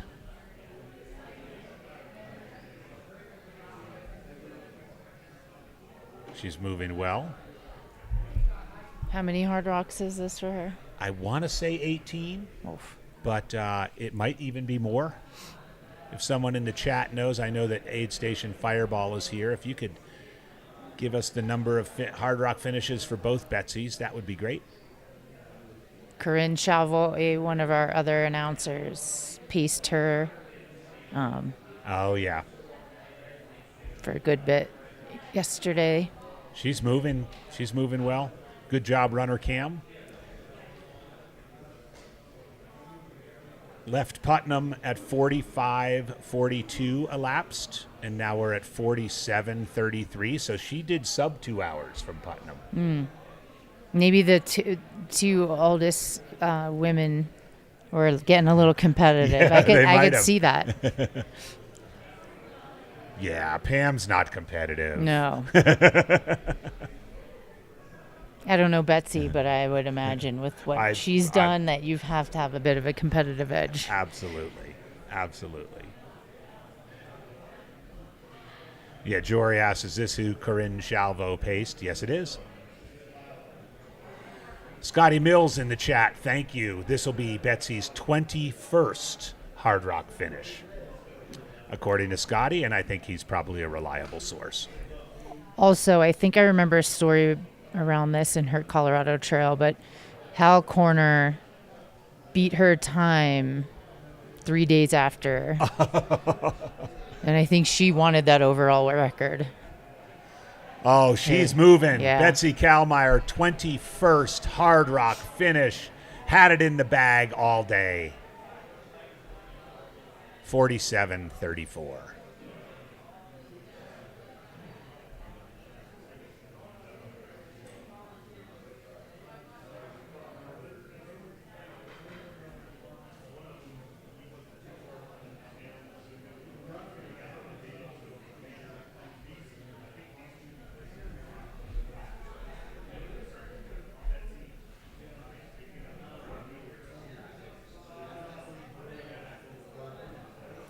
Those of you watching, if you're wondering what Dale's doing, kind of rooting around and around Betsy's neck, he's trying to take the spot tracker off.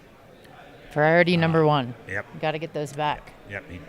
He gives the runners their medals, and he takes their spot tracker. Oh, we've got a runner cam from the front angle. Is this Gina?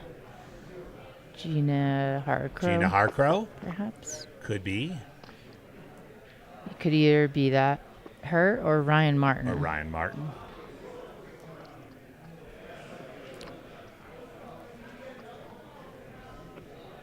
And behind them is the snail, so we are going to get down to the wire. See if the runner cam can get the bib number of the snail. Have time, right? Bib 666. I know My watch died. That's Gina. I wasn't quite sure. Gina, okay. Hey! Hey, guys! You can run me in? Very nice.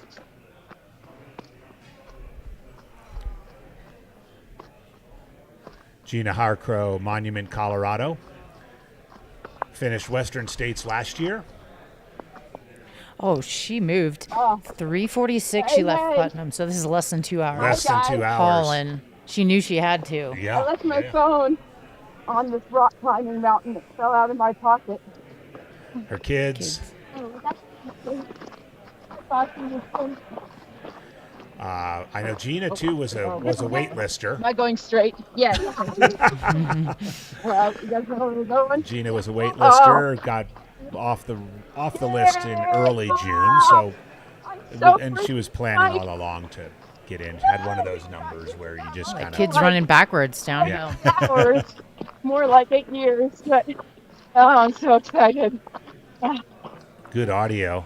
What's that? Kiss a rock. What are you excited about kissing a rock?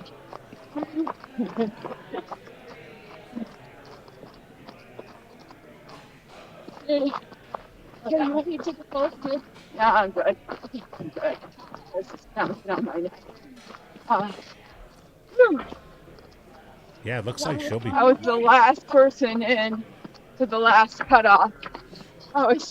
And I didn't, my watch was dead, so I didn't know if I'd made it. I was just like running, scared. And I got in. I think I got in with like 9 minutes to spare, but I had no idea.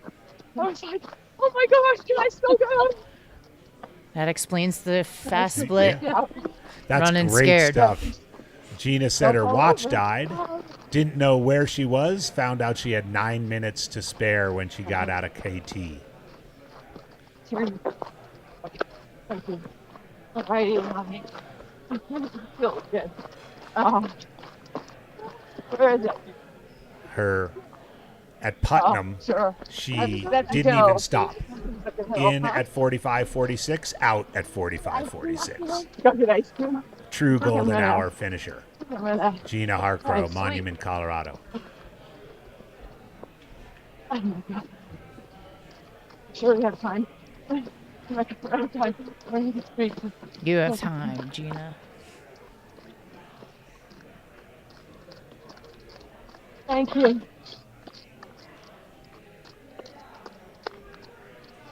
Thanks for everything, Pam. I appreciate it. Great. Yes. We're watching Gina Harcrow and her children. Picking up a little bit of the audio. Could be just children that are following her, that stray children. Yeah. We don't know. Not unconfirmed. Just the children of Silverton.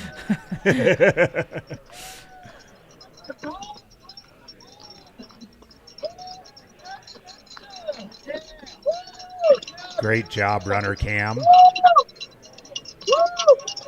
The Stray Children of Silverton. Every town's got them, but Silverton has a little special version of them. Along with the rock. A little more backwards running. Maybe this kid will be the first backwards Hardrock finisher. Go, Gina. Gina Harcrow.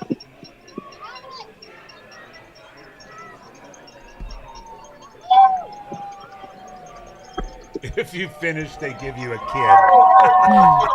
That's good. That's a good one, Linda.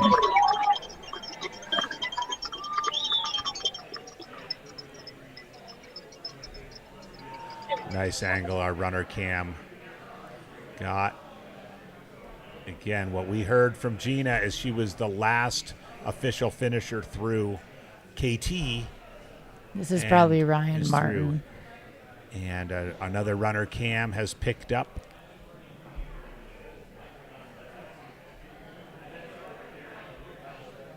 "20 minutes on the clock right now.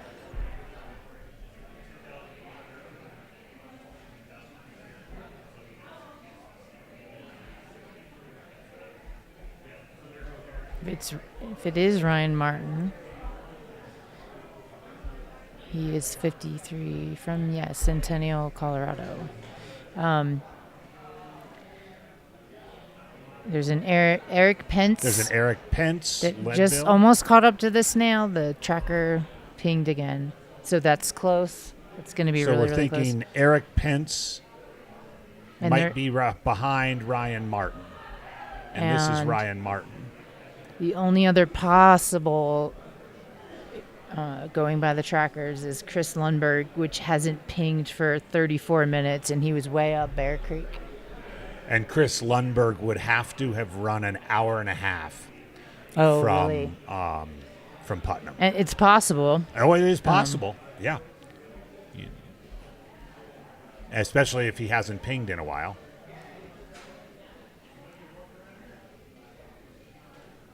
And then it looks like Brian Jennings and possibly Garrett Peltonen, who got through KT, may continue to make their way here, but will likely not make it in the next 19 minutes. But Eric Pence, Ryan Martin, and distant chance of Chris Lundberg have a shot.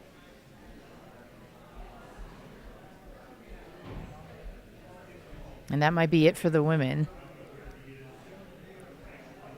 Yeah, I think Gina would be the final women's finisher. 27 women finishers. That's pretty good. Yeah, sure is.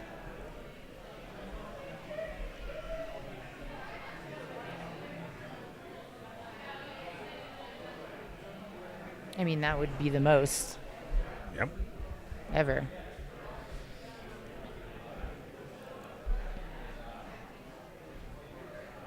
They are chatting, but our audio's not picking it up. I do see just up over his shoulder, I saw some people. They might be people just cheering.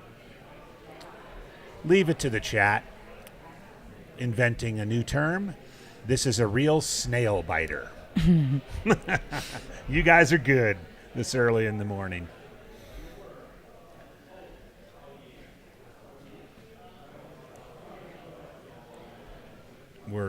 We're certainly getting a cameraman to try and get back up the trail, but we also want to stick with Ryan here to the best we can. We try to get to every finisher. We've missed a couple in the flurry of finishers. They snuck in the dark. Yep, Brittany Klimowitz snuck in and we missed her, but she had a great finish from New York, and also Paul Sweeney snuck in and we missed him. Sorry about that. We try to get them all, like we're getting Ryan right here. But these runner cams are, as you might expect, it can be a little bit chaotic.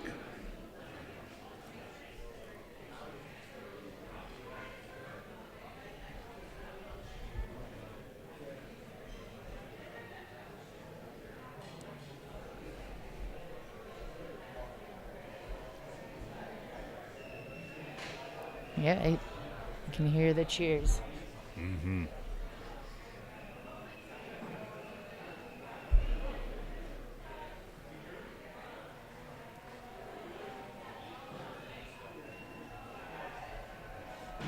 Ah, yeah. Look at the crowds now.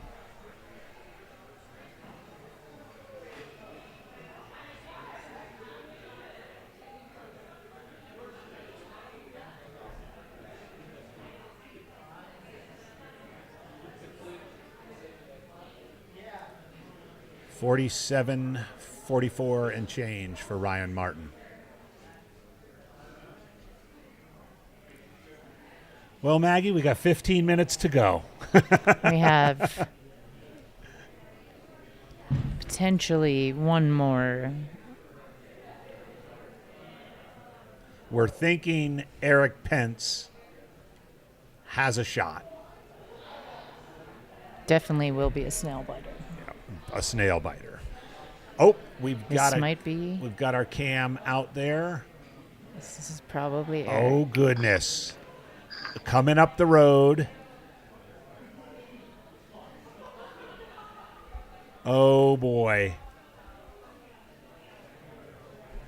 He's got time. He has time. He has time. Linda Strawn asked the women's finishers percentage.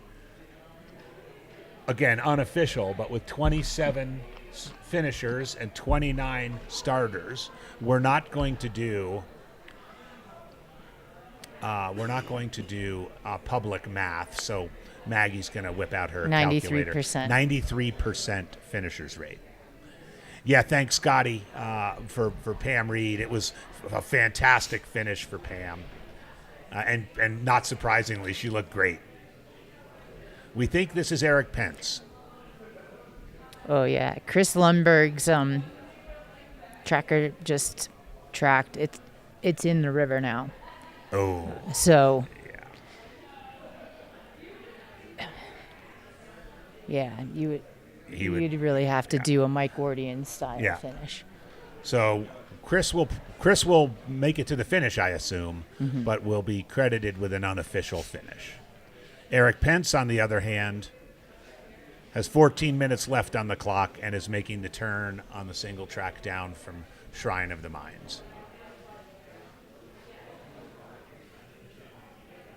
In all likelihood, our last official finisher.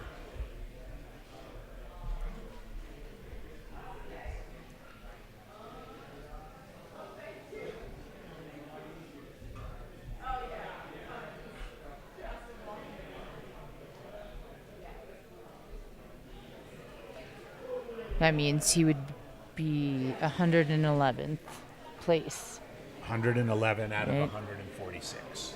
Correct. Finishers rate. 76%. 76% finishers rate overall. 93% women's finishers rate. I'd say a victory all around for the race organization and, frankly, the sport for that matter.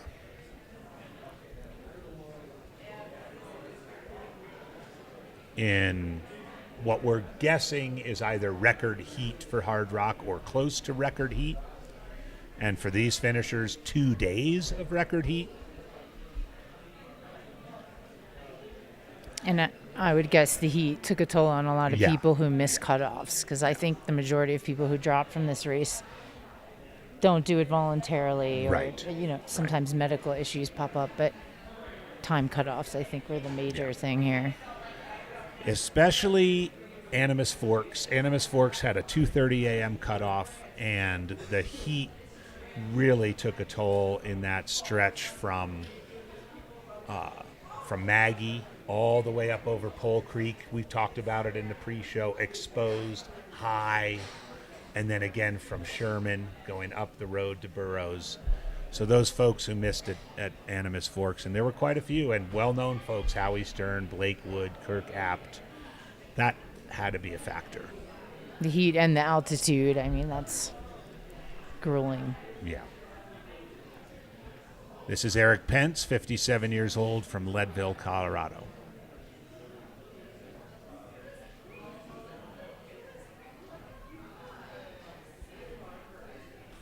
Nate McBride, thanks for the mention of Vermont 100. I talked about that a little bit the other day. Sadly, Amy and her team were forced to cancel the race out there, which would have been finishing right around now or a couple hours from now, due to just those devastating floods that have impacted many areas of Vermont and other parts of northern New England. So we know you tough beast coasters in Vermont, and you're going to come back stronger in 2024. Again, thanks for the reminders in the chat. Pam Reed, as we spoke about earlier, finishing Hardrock to complete her triple. What is her nickname for it? My 3 runs. Yeah. My 3 runs. Finishing Western States, Badwater, and Hardrock in a 20-day period. Now, of course, Pam has done that before, back in 2015, but it was over 33 days. What a slacker, 33 days. She did it in 20 now. Eric Pence, likely the final official Hardrock finisher of 2023. 10 minutes to go. He's got it in the bag. Yep.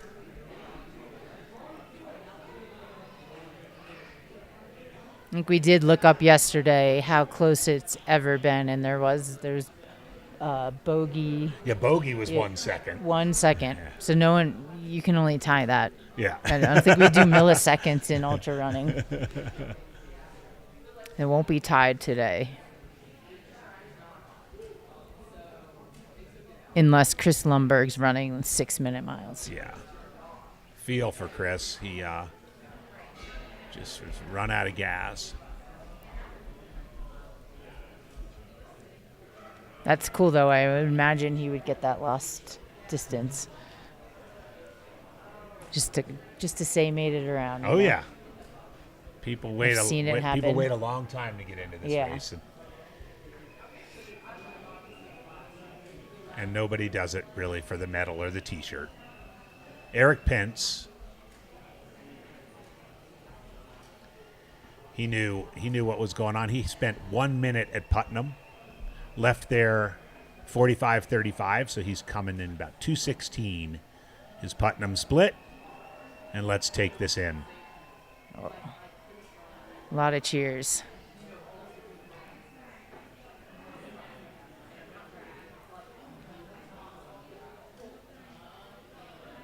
Less than 8 minutes to spare. Kiss it. Yeah, I think. Kiss it. I Gotta think they're kiss it. reminding it. Clock doesn't stop. We'll be dragging him out of the gym.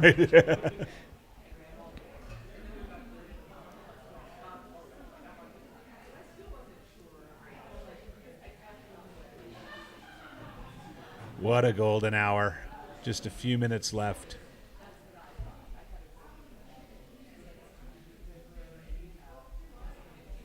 Incredible 70-plus finishers rate, 93% women's finishers rate.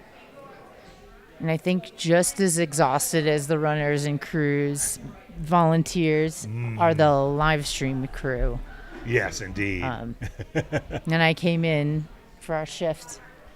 They were utilizing the couches and whatever else. Maybe the floor, Bryce, chair, desk. Whatever's flat, really. Okay. There's a lot of stuff in here, so there's not much flat.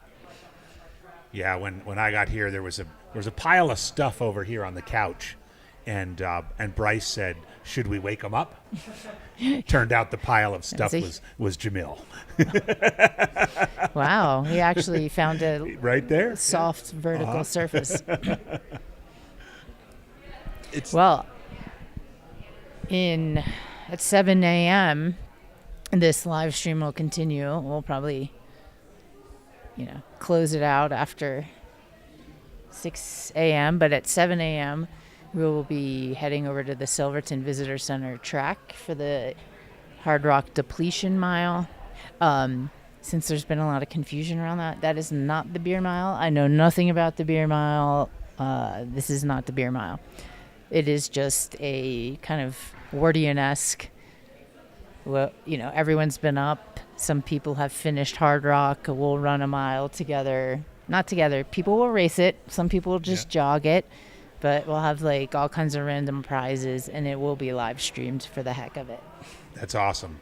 Tell the story of Mike coming up with that idea. Yeah, he's done it at other races too, because He did it at Mike Western Gordian. States, Yeah, yeah. he'll get people to run on the track after Golden Hour with him. But he was saying it's cool. We're trying to get more people to come to this, because he said maybe it was Blake Wood, John Figavaresi, and him. There's like, hey, let's go run a mile at the track after doing Hardrock. And 2021 we had about 15 people, maybe about the same last year. So this year we're hoping to make it more of a big tradition. All right. Yeah. And so prizes. Yeah. It'll be live streamed. Bragging rights. Yep. Absolutely. Yep. So We'll have a division for hard rock runners and non-hard rock runners. Well, if someone can go out and tell Eric, he's just got an hour, and he could get out there for the depletion run. Bryce signaling to us. So we do have one more runner cam on course. Skylar is making his way out to Chris at the moment. To Chris Lundberg? Okay, great. Why don't we, I'm happy, you're okay staying on if we stay on a little bit after the official end, if Skylar can make it out there. Mm-hmm. So for those of you in the chat and watching on the live stream, we're anticipating this is the final official finisher, Eric Pence. But Skylar Hall, as you might have heard Bryce just say, is gonna run out there and find Chris Lundberg, who we know is on the road, or the Rainbow Trail or the road on, and Skylar will run back in with him. It will likely be an unofficial finish, but a finish nonetheless.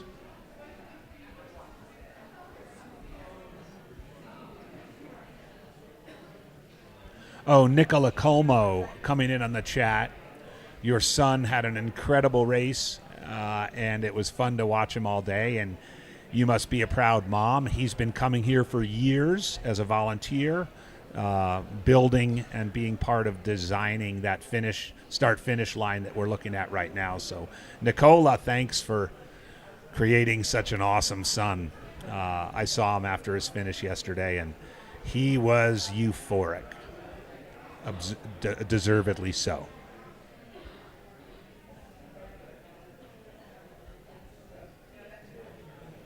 Four minutes left on the clock.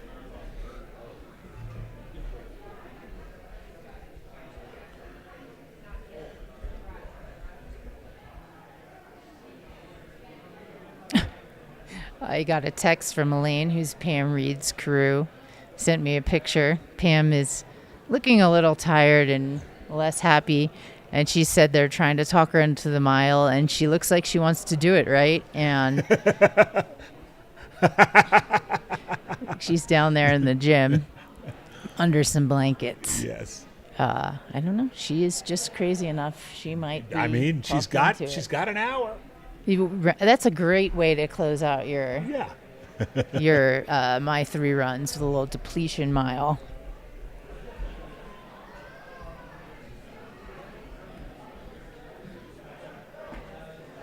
Maggie might go down there and do a little persuading. We're going to start with a text message, and then we'll put a little more. We'll put the screws to her. All of a sudden, her phone explodes with a bunch of texts from us. I'll send her one too.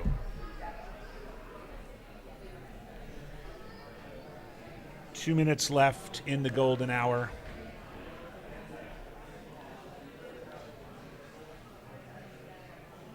We have seen our final official finisher, Eric Pence. We do know we have at least one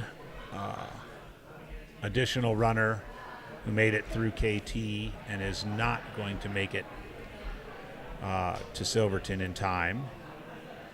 Chris Lundberg from Victor, Idaho. Someone pointed out Pam has 339 miles of racing. She should make it an easy 340. 340. Yeah. Yeah. I mean, that makes perfect sense. Let me see if that number will help. Maybe she's a OCD and we'll have to round that out. No public math, Maggie.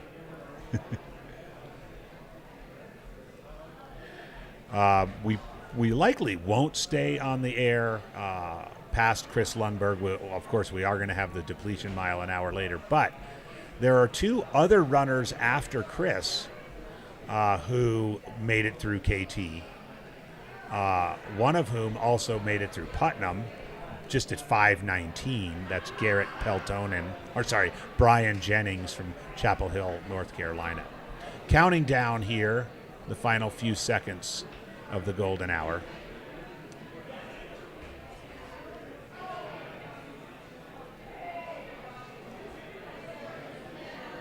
Marlon's asking, you think we could convince Pam to do the mile if I pace her? She might drop you. It's worth I a don't shot. know.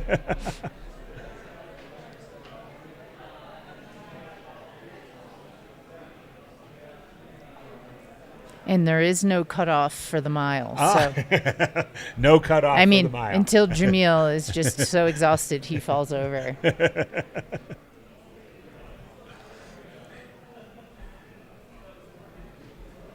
Martha asking about a Chapel Hill runner, this gentleman who did make it through KT, Brian Jennings, is listed as from Chapel Hill. He actually hit KT at a little bit after midnight, and then Putnam at 5:19. I think we're picking up Skylar's runner cam. Yeah, because the race has officially ended. Jim Rogers asked, will the snail run the mile? I predict there will be several snails running the mile, including myself. Oh, very good. Well, that was a wonderful golden hour. We are going to stay on with a little bonus coverage. This is Skylar Hall on his runner cam. Yeah, Martha, I got here to see Rachel's finish. Rachel Bell Kelly, about 45 was her finishing time. She was euphoric. She told Dale how happy she was and how much she loved the race. I think she was on the wait list, but pretty high up and got in really early. She was stoked. I think she was number one. I told her, you get ready. Yeah, you're in. She's also a very good runner, so it just tells you how hard this is. That, oh, yeah. Same with Wardian. Wardian's not out here to, win or compete. He just wants to finish and finish well. Yeah. But, take those two runners, for example. They're used to finding themselves a lot further up a results list than they do here, but that's not why they're here. Yeah. Yeah. And they're Just totally for context, content. I am Here's 1 Skylar. 3/4 miles away. All right. You heard that. Skylar Hall with our runner cam is 1 3/4 miles from the track.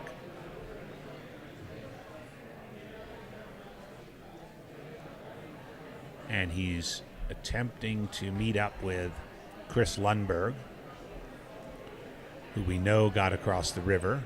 We know left Putnam at 4:30, which would have required an hour and a half, almost superhuman effort.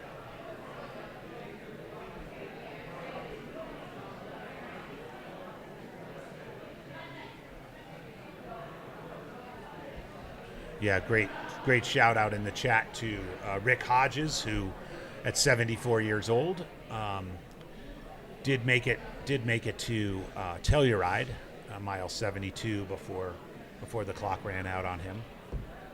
It looks like Skylar. Oh, I thought those were people, but they're not.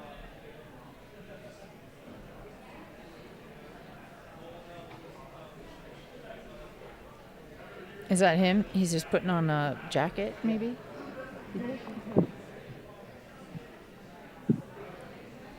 The way he's bending over screams Hardrock runner. It does. This might be Chris. Yeah, he's got a bib, so this has to be Chris. Oh, my goodness. Chris Lundberg, Victor, Heck Idaho. yeah.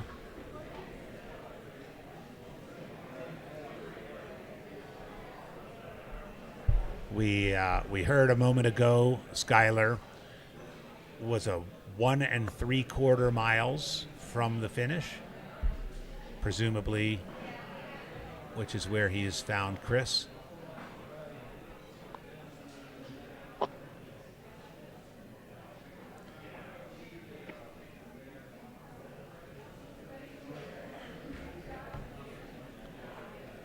Etienne Adras asking for the youngest and oldest finisher.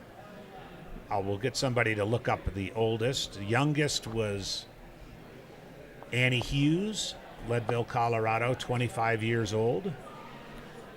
Most ultra fans would know Annie as an experienced 200-miler, winner at Cocodona, and some others.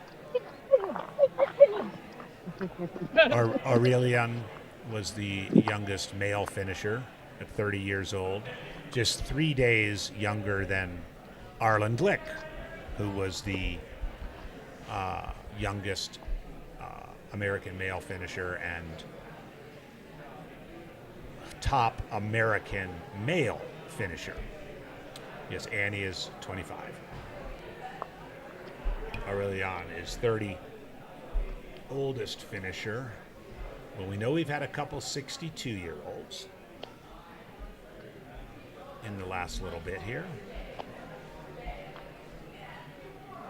This is Chris Lundberg being Walking very gingerly. walking gingerly. It was miles. Do not feel Tommy super Stockton, good. who finished in the golden hour, is 63. Alan Hadley. Alan Hadley, 66. Yep. New Denver, British Columbia. I want to say that is our oldest finisher. Yeah, 66. 66.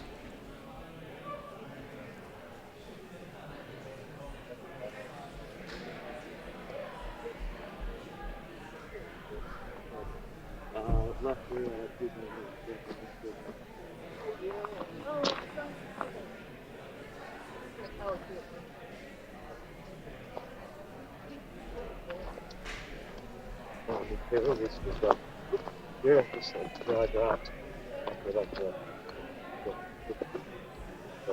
It's no slide, and then she just wait. Yeah, she was kind of surging. You think he expected a finish cam to come out? Yeah. Yeah.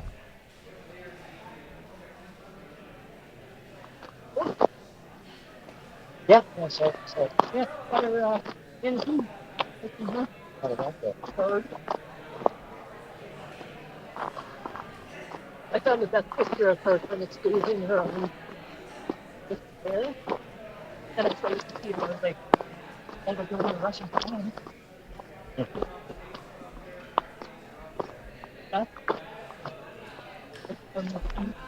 I think by the time we start the mile, the track will be nice and sunny in Silverton. Yeah, you have to do your heat training.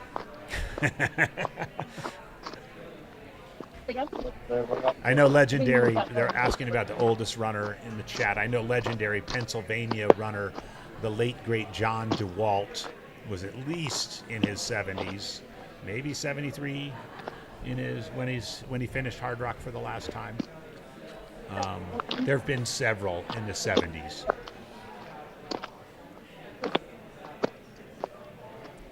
Again, if you're just tuning in, the golden hour did not disappoint. We're now 8 minutes past the official end to the Hardrock 100 for 2023. Skylar Hall is out on the course with Chris Lundberg from Victor, Idaho, who is, by all accounts, going to finish this thing. But will be an unofficial finisher. Yeah.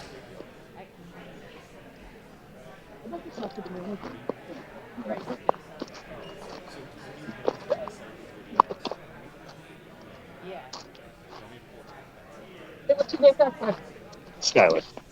He's going to try to get Eric Pence up here. Okay, that'd be great. Where are you from, Skylar? Jamil Khoury is going to try to get Eric Pence to come up and chat with Maggie and me. Eric Pence was our last official finisher.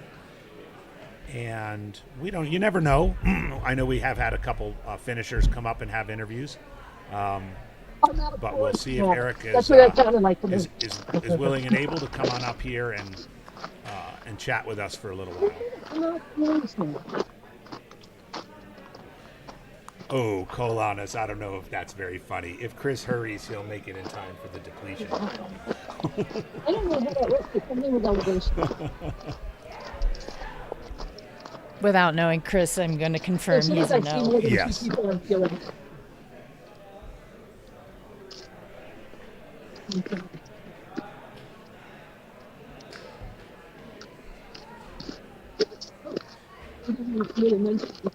Chris is walking in a lactic mode right now. He's busy. The lactic I really struggle with your clothes. I mean, there's so many altitude. I can't really figure it out.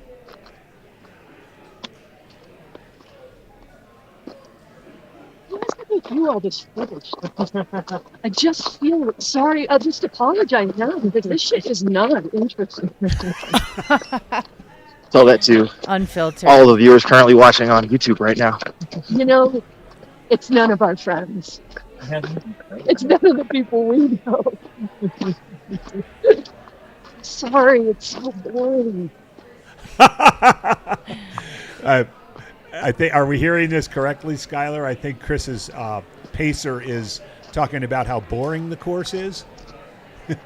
Maybe just this section. Maybe just this part. Yeah. Jim Rogers says, we are all of your friends. Yeah.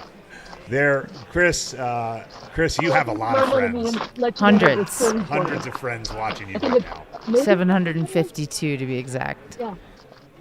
I try not to respond when it changes. Oh, somebody said she's saying we must be bored. Oh, we must be bored. They're not bored. Okay. They're not.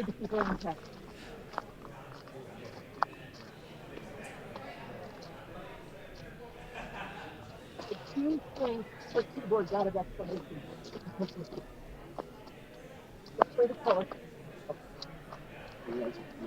Yeah. And people at home can hear better than us, apparently. There's a lot of background noise here, too.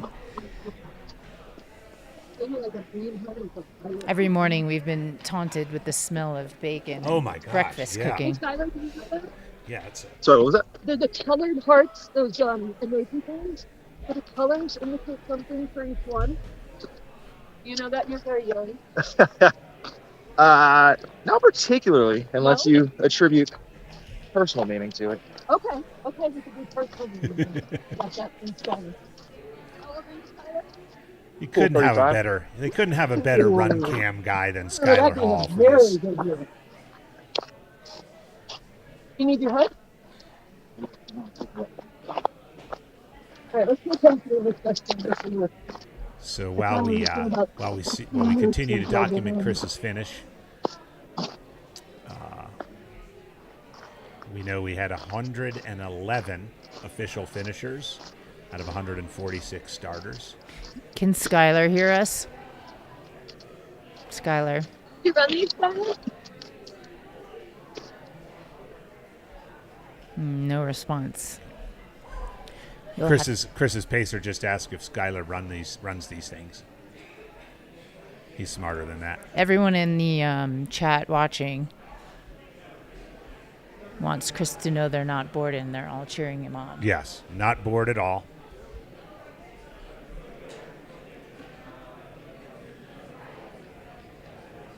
Beard's FPV.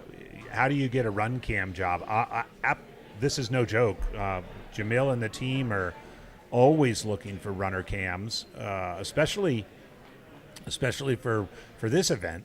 This is as we've said repeatedly over the weekend. This is the first time we've done a Hardrock live stream, but due to the prohibition of aerial photography, specifically drones, here in the San Juans, follow cams, runner cams are pretty much our only way to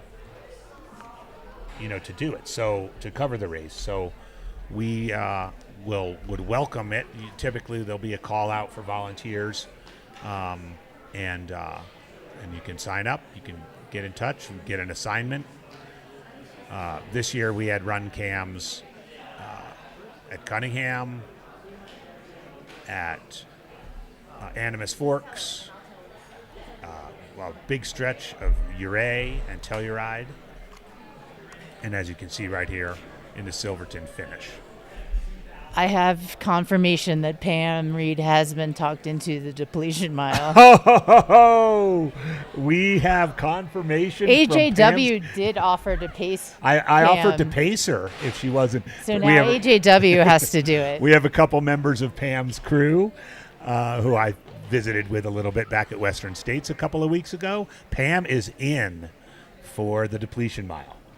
It's official. Yeah. So she'll even out her So Pam she's not Slam. she's not grumpy enough. She's going to run a mile. A little bit of convincing. A little bit of convincing. A few minutes removed how from about the race. how about that she's just been publicly outed on the live stream? Is it even 340 for this? That would This would be a great ending to her documentary. I mean, the 340 Pam Slam is what one of the our guests. she wants a beer. We'll find her something. Yeah, again, on the conversation about the runner cam, Someone pointed out it does become a Pam Slam because that's the fourth race. right. And I guess my 4 runs, which doesn't quite have the same ring as Right. my 3 runs, but nobody, unless they're old, no one knows what that means. Exactly, that was what we were saying. You know, I got to say, Chris is picking it up a little bit. He's pulled the poles out. He's put the hood on.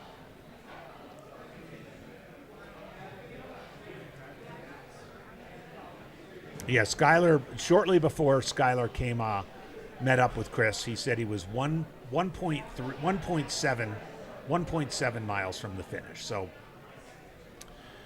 we've seen this enough now. Chris has a little bit more time on the single track. And then he'll, he'll roll out onto the road, and it's a pretty big climb. Have Tom Pence here. Okay. Eric Pence. Eric Pence. Different Pence.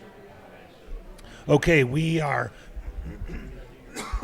Excuse me. Use poles the whole time.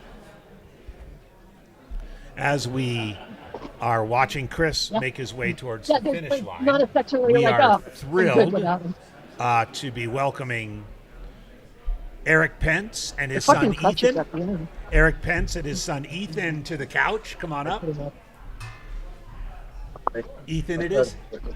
Ethan, how are you? Andy Jones Wilkins. Eric, congratulations. Great job. Yeah. This is Maggie. Congratulations. You guys want to grab those mics? I think Bryce will turn them on for you. Right. All right, while we're watching Chris make his way to the finish as the first unofficial finisher of Hardrock, What? we have Eric Pence and his grab some headphones.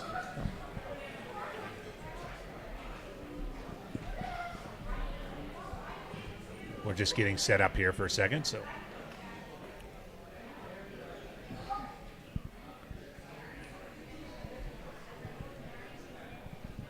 So right now we're watching Chris Lundberg, who is the final unofficial finisher of the Hardrock 100.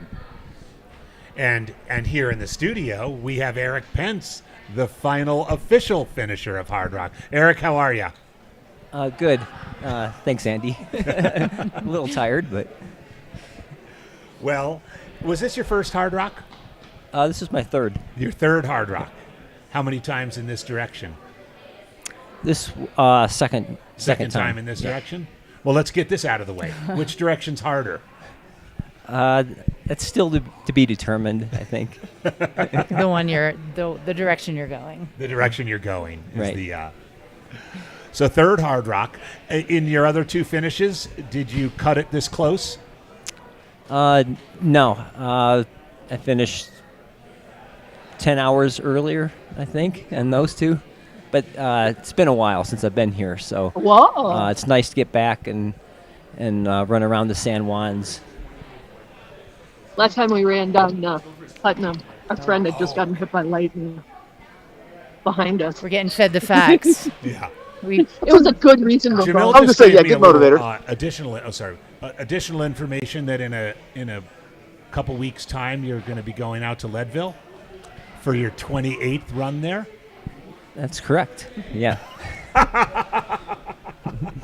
Will your son be pacing you as well there? I'm going for my 5th finish. Oh, wow. Okay. All right. So you grew up around this. This is normal to you. I think I've been there every year I've been alive. Oh, wow. Yeah. It's kind of like our family tradition reunion. Oh, every that's year. super cool. Wow. And where did you pace your dad from? Last night from Animas to Ouray, and then today from Chapman to the finish. And when you guys got to KT, were you aware of how close it was with the cutoff? What was that? We weren't that close then.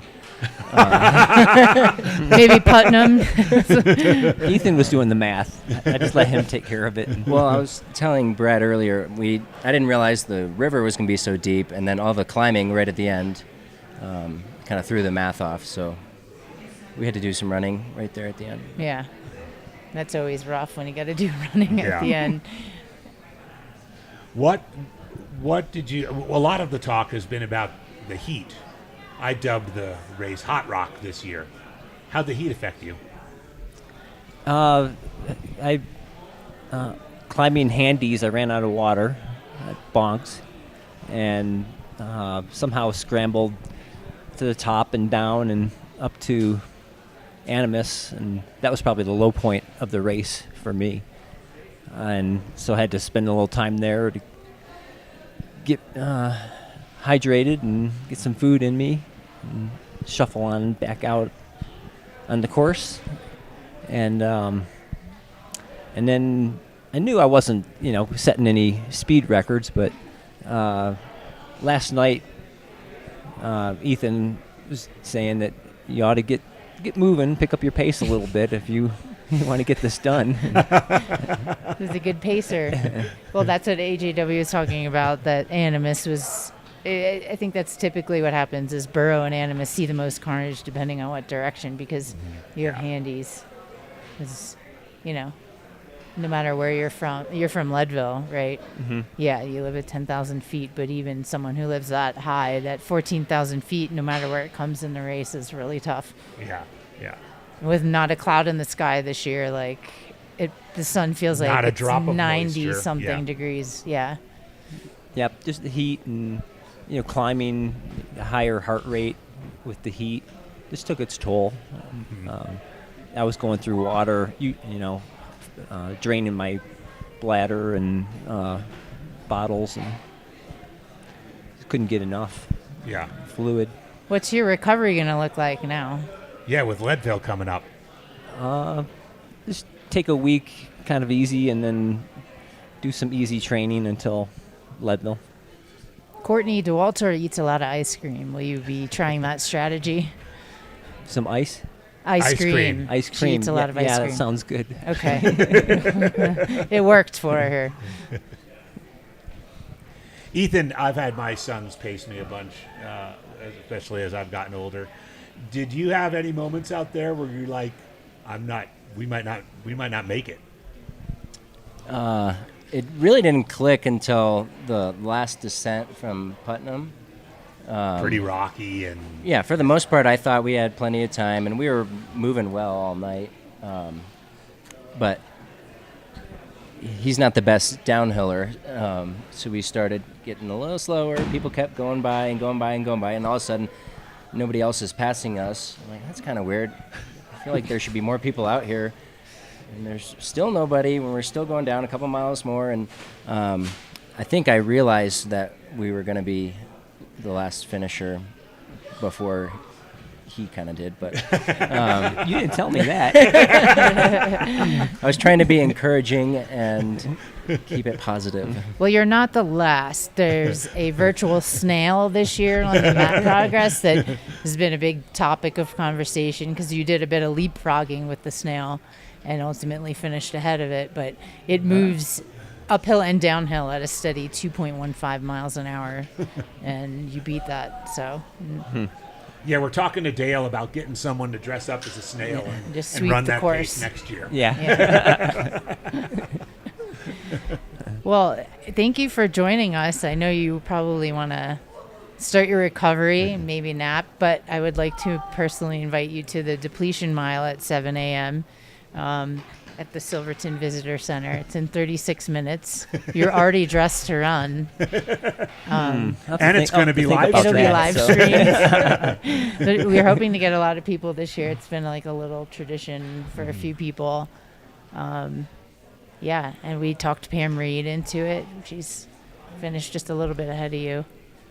So She's game. she's game. So now a little bit of pressure. She's 62 years old, by the way, and just ran Western States, Badwater, and Hardrock within 20 days. So no pressure, but Maggie's been about been pumping up this event for 2 days. yeah. You know, it's like Hardrock 100 is just the prelude Oh, yeah. to the depletion mile. Yeah. I mean, there's a lot of lulls and opportunities to plug things because, you know, this If you is get a 2-day chance- race. If you get a chance Okay. when the dust settles, go ahead and look at the chat and the live stream during your finish. Man, you are getting some love out there. Yeah? Yeah. Okay. Oh, yeah. Especially your shorts. My Your shorts? Your long shorts. Oh. If people are loving the long shorts, I think they want to know where they can get them.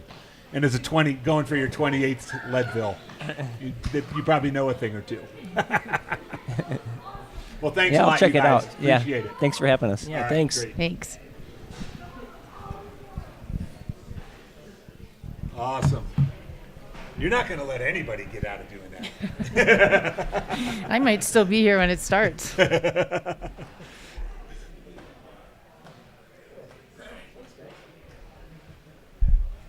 Thanks a lot, you guys. It was good. Good to hear your story. Yeah, congrats.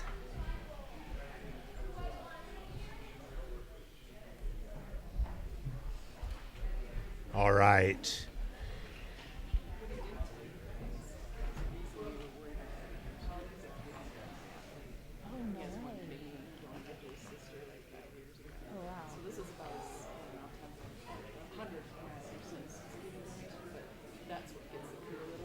Oh, wow. Can we tell the live stream now? Or can we tell the live stream? Okay. Oh, wow. Yeah. Chris Lundberg being Thank you. Okay, awesome. being filmed by Skylar Hall with his pacer in tow. I just heard from Eric's crew. He didn't tell us in the interviews. He's a kidney donor athlete. He Really? donated a kidney to his sister, which is why, you know, dehydration and these types of long things are scary for his crew. But he's finished, she said, like 10 hundreds since then. Really? Yeah. So did you still want him to do the depletion mile? I mean, that would be on you.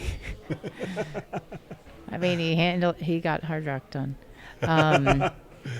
Yeah, I Maggie, couldn't. great in the chat. One of Eric Paramount said, "I'll check it out." Is my way of saying no. Yeah. He did look at me blankly, like. And someone else Then- said, "Pam's doing it." He's probably 3 blocks away by now. Right. Where do they put the Hardrock finishing rock after the race? It sits in town. I forget what the cross streets are. Yeah. By the barbecue place. Yeah, There's right like a by the little park. barbecue There's a place, couple yeah. food trucks there now. They just move it with a big like backhoe type thing Yeah. to the middle of the street. All right. It looks like Chris is on that final little single track bit before coming out on the road. And I'm sure he'll be thrilled to see that road go uphill. Someone wants to confirm the depletion mile is at the Silverton Visitor Center. Rick Hodges is heading over. See that? I may leave you Yes, to go host this thing I've been hyping up. I mean, I think you've got. But I expect you there. Yeah, well, I'll get there. I mean, especially if Pam's going to be there. Yeah, I know you could drive this ship on your own. Yeah, well. Well, Maggie, you've got to go get that going. But this has been fun doing the Golden Hour. What a dream come true to sit next to you and hype up Golden Hour. Well, and assuming we don't get into Hardrock again next year, which is a safe bet, we can do it again. Yeah. Thank you, everyone, for listening to my voice for so long. And we'll see everyone at the mile later. All right. All right. Thank you, Maggie.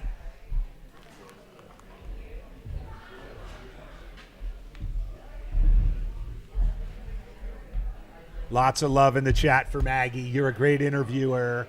Go run it, Maggie. You're awesome, Maggie. There you go. Sweet.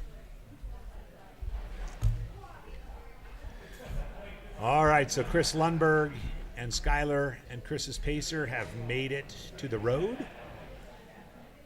A little bit less than a mile now to go.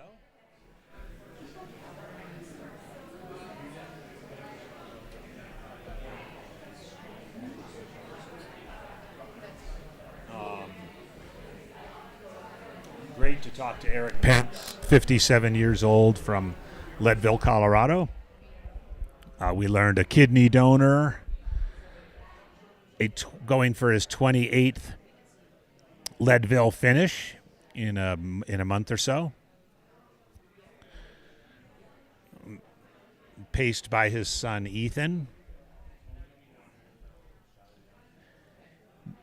I will say, as a proud father of three grown sons, some of the great joys of my life in running 100-milers have been when my boys have paced me. Carson, my oldest son, pacing me here to my finish at Hardrock in 2016. Logan, my middle son, pacing me for my 10th Western States finish in 2014. And most recently, my youngest son, Tully, pacing me for a finish at the 2021 Bighorn 100. Really, for a parent, it's wonderful to have kids who are willing and able to get out there and pace you. So cheers to Ethan Pence pacing his dad, and good luck to both of them as they get ready for Leadville in a month or so. And we have Jamil Curry in the house. Jamil, how are you?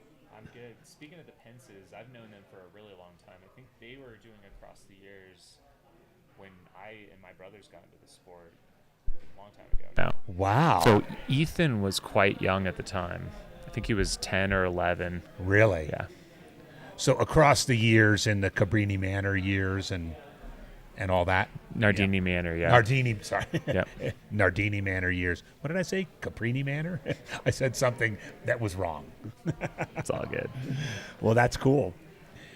Well, while we watch Chris make his way, how is your Hardrock been? It's been exhausting. I think more so than God, I can't wear these. More so than I think running it, for sure.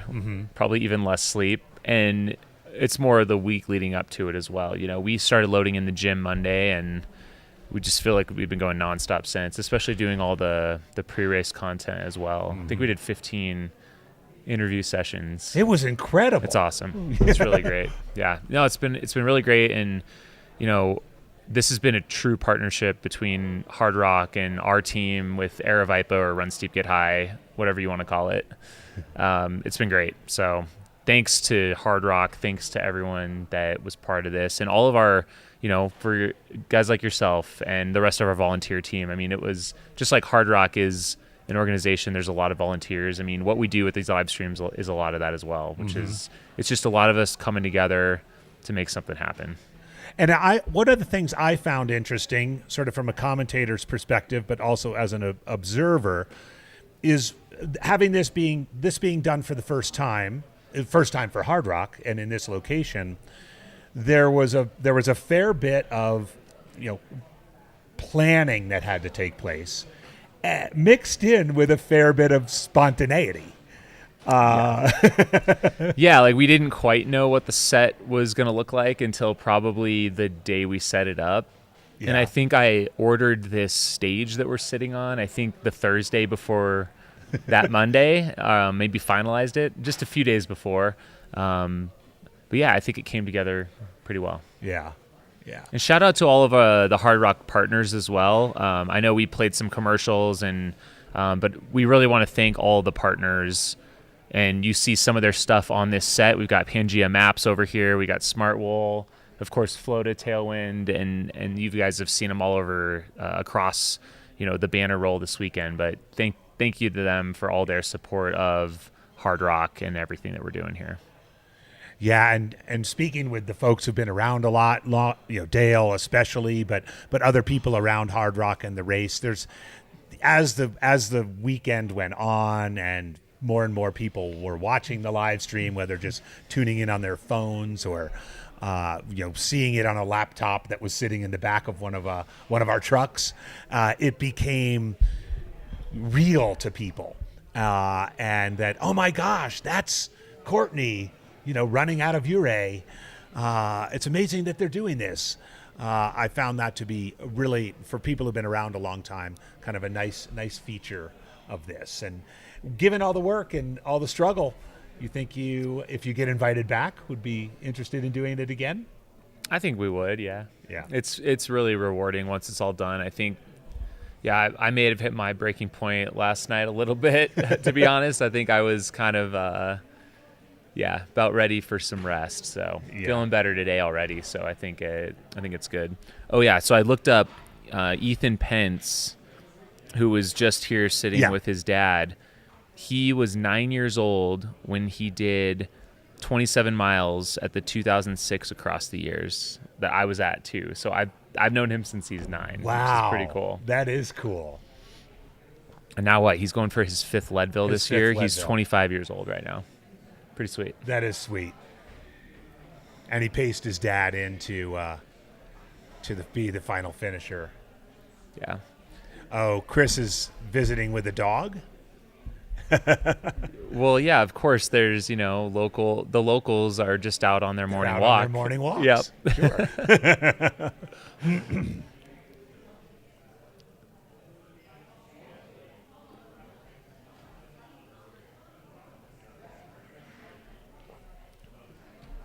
Did you guys talk about the depletion mile yet? Yes. Okay, great. Well, then I won't talk about it again. Well, we can. I mean, it is starting at 6:37. I guess I do have a question, sort of a logistics question, because we want to live stream it. Well, so we are doing a live stream of the depletion mile. Yeah. And so we just talked to Maggie. I think hopefully we can see Chris into the finish here before starting that one. Mm-hmm. But we'll just have to see how it plays out. Right. We might need to break away from Chris to restart the stream potentially. Yeah. It'd be nice to bookend it in a perfect world. We'd end this one with this, but we'll just have to see. We'll decide right around 7. And the depletion mile, we know, was the sort of brainchild of Mike Wardian a few years back, and was started out as kind of an unofficial, let's just go to a track and run the mile, and now it's become a bit of a thing. Well, yeah, what was his whole reason for doing that? He just wanted to prove he could run a fast mile, or see how fast he could run a mile post 100 miles? Well, is it a streak thing? No, it actually started at Western States, where one of the years he ran, I think it was 2015. Yeah, 2015. He challenged race director Craig Thornley to a mile on the track after the race, after the award ceremony. Craig, who hadn't run the race but had race directed, and Mike, who had run. And a couple other folks equally demanding, potentially. Equally maybe demanding, one a little more physically than the other. Yes, but I'm sure, and Thornley's a track guy, so he was not going to turn it down. And of course, Wardian nipped him at the finish. Okay. So then Wardian gets into this race, realizes there's a track, and I don't know if there's any science behind it, but I think Wardian thinks, and I wouldn't put it past him, that sort of running the carbon out of your legs after something like this might speed up recovery. Okay. So like get the fast twitch going. Yeah. Flush, sort of flush it out. Forced flushing. Yep. Yeah. So I guess we'll see soon how big it gets, because I know I got roped into it 2 years ago after I ran Hardrock. I think I was just sitting on the front porch of our Airbnb, and Billy Yang drives by in the car, and he's like, "You gotta come down." Yeah. So there was maybe a dozen of us. I should maybe I should look up my time. Yeah. Are you gonna run it? No, I think I'm gonna film it. I think I'm gonna commentate it. You're gonna commentate. Because we need commentators. So we need commentators. Yeah. Oh, okay. Unless, you want to stick around potentially? Sure. Okay. Sure. Or were you gonna go run it? No. Okay. Unless Pam Reed will only run it if I pace her. Oh my goodness. But there's been Maggie's working on Pam Reed. Gotcha. Yeah. Okay. Like she did on Eric Pence. Yeah. But yeah, we'll see. I think I don't feel particular need to run it this year. Yeah. So maybe if I run Hardrock next year, I will certainly run the depletion mile. This is pretty funny, Jamil. So we see Chris here on the screen. He's nearing the top, but as we were talking about the live stream for the mile starting at 7, someone they started a countdown clock for Chris. They want him to finish before the depletion mile starts. Got 20 minutes to go, Chris. Yep. I don't think he cares, but so we have a new cutoff time now. Right. The 49-hour cutoff. The 49-hour which cutoff. is the depletion mile start time. Monique says Chris can seamlessly join the depletion mile. Just roll right in. Go right on over to the track. It's probably right over his shoulder. If you look from right here, the track is kind of as you enter town, right by the visitor center. And it's an asphalt track. Yeah. And it's in a bit of disrepair. You could say that. And it's not often that one gets to run a mile at 9,300 feet. No. So my brother years ago, of course, is very much into the fixed time, fixed distance style of ultra running. And he was pretty infamous for doing some 50-mile track training runs on the Silverton track, if you can believe it. Really? Yeah. So here he is in Silverton, Colorado. Beautiful mountains, all this. And it is likely one of the more scenic tracks in the world, I would say. I would say that. Like, even looking right over here above his head, you can see, like, in every valley, there's peaks and mountains beyond them. So everywhere you look, there's worse places to run on a track, I would say. One of the more scenic tracks in the world. Yeah, so it is. It's just down that valley. This feels like the depletion mile warm-up show, pre-show at this point. Yeah, it's the depletion mile pre-show. Of course, we don't know unless Maggie. We don't know an entrance list. We don't have the entrance list. We don't know how many people are going to show up. Right. I know that. Thank you to Billy Yang and Hillary Yang. Mm-hmm. They've been instrumental in the organization of this, along with Maggie, and they designed some posters. The posters have been hung up across Silverton. Mm-hmm. They've been handed out at all the different partners expo. Like, I know Tailwind is supporting this event as well. So this is unofficial. This is not associated with Hardrock. Let me just be clear. So this is kind of some of the. Some of the Hardrock community is putting this together as a get together. Yeah, and they're prizes. Yep. I think we have some. We're definitely giving away some stuff. Yep. Run steep, get high. So yeah. If can a Flota for the finishers. I mean, if we can get someone over there with them. Well, I think actually, so let's talk about Flota here. Yeah. We will have a cooler of Flota with kind of the remaining Flota from the event, thanks to Trail Runner and Satisfy.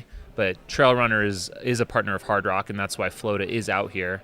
We will have a cooler of that at the awards, the banquet, at 9 o'clock at Memorial Park. Okay. So they had to take off yesterday, and they wanted the rest of Flota to get out there. So, if you're coming to the banquet or the awards ceremony today in Silverton, grab yourself a can of Flota if you haven't tried it already.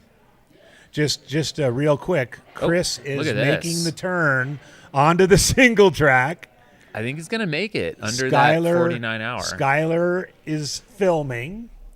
And, oh, by the way, just real quick before we get back to Chris, the one of the folks in the chat was saying, how does the track here compare to the track at Central High in Phoenix, where we where you stage the Desert Solstice Invitational every year? Polar opposite. Yeah. About as opposite the as view's different, weather's different, the surface very different. Very different. Yeah, and we'll see it soon. It actually, I think it's going to be a fun event to add into this live stream weekend. Absolutely. And then, yeah, as long as I can figure the tech out, we do plan to live stream the awards ceremony as well later this morning. That's great. So here we have Chris Lundberg. We're calling him our final unofficial finisher of the Hardrock 100 in 2023. He's making his way down the single track from Shrine of the Mines to the streets of Silverton, and then he'll make a left-hand turn and have what we hope will be a triumphant return for him to the finish line at Silverton High School gym. And I see Corinne Shalvoy here, and she's got her running kit on. Corinne, depletion mile? It's a maybe. Okay, we get Maggie up here. I might go watch and then potentially get coaxed into running. I do have shoes in the car. We'll see. Potentially what? What's that?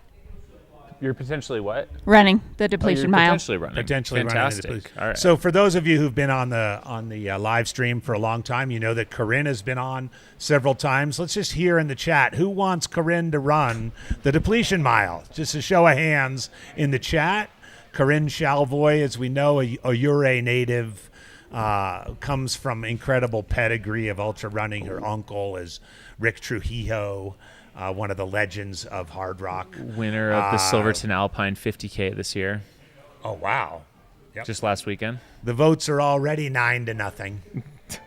It's a landslide.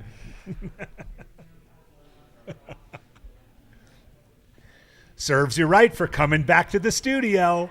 But as you get older, AJW, we need to stretch and warm up. So if somebody has some elastic bands out there, I'll need to do. Maybe I should head over now so I can stretch beforehand.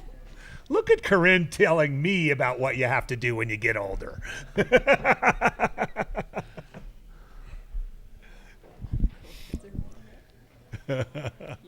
Well, this is great to see Chris with the rising sun above the mountains. He'll get off this single track in just a moment, be on the roads, and he's gonna make it. Oh, he's on the road. Sorry, I was looking at the delayed one. So 6:47. I think he's going to make it before we start the. Oh, now it's not delayed. You were just a little behind. I was just a little behind. He's actually getting close to that left turn where he'll be able to see the school in the final turn of the race. I was going to say left on Birch, but I know that's not correct. Yeah. Wrong race. I think it's actually, what is it, left on Snowden, I believe.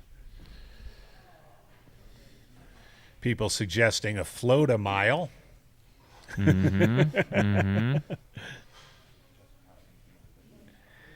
All right, Chris should be getting to that left-hand turn. Left on Snowden. Left on Snowden. The second most infamous left turn in sports. Yeah. Did they already pass Beaver Liquors? Said, did they already pass Beaver Liquors? Beaver Liquors. Yeah. For those of you wondering about the inside joke, these are Cocodona 250 live stream repeat announcements. Left on Birch by Beaver Liquors.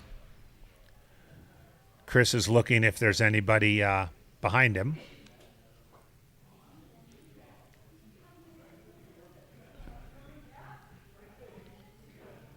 Chris Lundberg, Victor, Ohio. Oh, sorry, Idaho. Victor, Idaho, by the way, great area in the eastern part of the state on the western side of the Tetons. Victor, Idaho is wonderful. There's high country ranches and wonderful little area on the sort of less bougie side of the Tetons, sort of the common man's Jackson. Did you already talk about how many Hardrocks he's done before? No. Okay. You got that stat? I'm just scanning the his ultra sign up here. It looks like there was a Hardrock finish in 2018, 45:23. And there was a Hardrock finish in 2016, 43:55.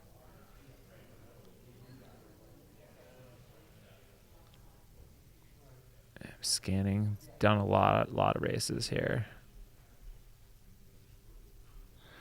Yeah, I'm dating myself from when I lived in Idaho. I understand from CB that Victor has actually gotten a little bit bougie. I suppose that's not all that surprising, but it was such a great little cow town when I was there, and 15 years ago. So 2 Hardrock finishes? Yep. All right. And Jory Boswell's mentioning 82 races.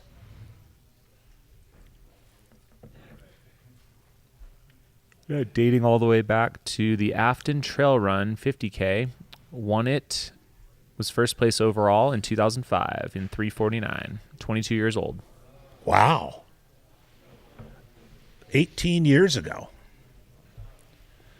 So again, this is 40-year-old Chris Lundberg from formerly non-bougie Victor, Idaho, on Snowden, approaching the right-hand turn to the finisher chute.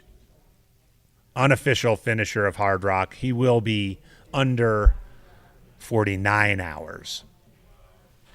And shout out to Skylar Hall, who has accompanied him and documented this with his camera. Jason Coop with a fist bump. I think that was Mael. That was Mael. Oh, that was Mael. Yeah. There's Jason He Coop. snuck out. Mael was wonderful this year at 3 really interesting locations. First Cunningham, then again at Animas Forks, and finally at Telluride. His interviews at Telluride were epic, particularly with Jack, who, if you didn't see any of the bit with Jack, the chat wants you to hire him. Oh, Jack. To work. Okay. Jack Okay. from Telluride. Okay, Jack from Telluride. Jack from Telluride. All right. Check it out. Sweet.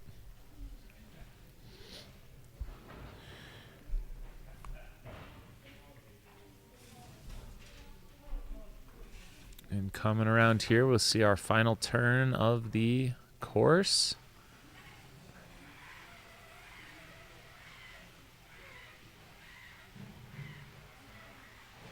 Eight minutes to spare right now. Chris Lundberg, Victor, Idaho, 40 years old. 2 previous Hardrock finishes.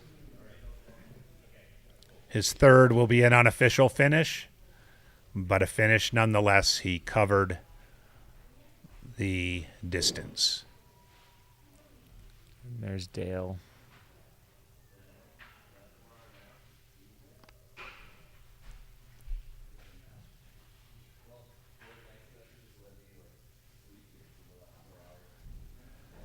Do you have audio or no?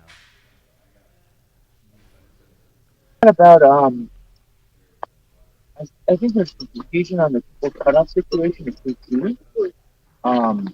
Anyway, Chapman, they're like 12:45. Yeah, and that's what they said. We rolled in, like me and another dude rolled in at 12:45. Yeah, they like roll. Yeah, and then the guy Chapman was like, "Oh, it's supposed to be 12:15, 12:15."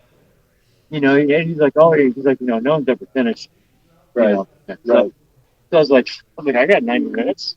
Yeah. Anyway. Well, I look at it because because I was in the radio room when we called you that call. Sure. And that's what it was posted on our. It was posted on our feed. Yeah, and I hadn't even thought to look at cutoffs. Yeah. It wasn't like something Right. that was on Right. my mind. Sure. Chapman was the first, and I didn't even think about it. My pacer apps at Chapman. Yeah. Anyway, but anyway, so I apologize if that caused any issues. I didn't mean to keep anybody out. No, I didn't. Anyway, We were up Go anyway, finish, man. Go finish. Go finish. All right. that never hurt the 5 minute deal. Yeah. I lost a little focus with some of the rubble up there. Cool. Well, All right, we're gonna swap over yeah, to the I depletion think mile. We're gonna wrap this one up. So thank you everyone for tuning in, and we will be right back in just a minute with the depletion mile. It sounds like it's chilly on the track, so they want to get it started as soon as they can. All right, we'll see you in a bit on the depletion mile. All right, thank you.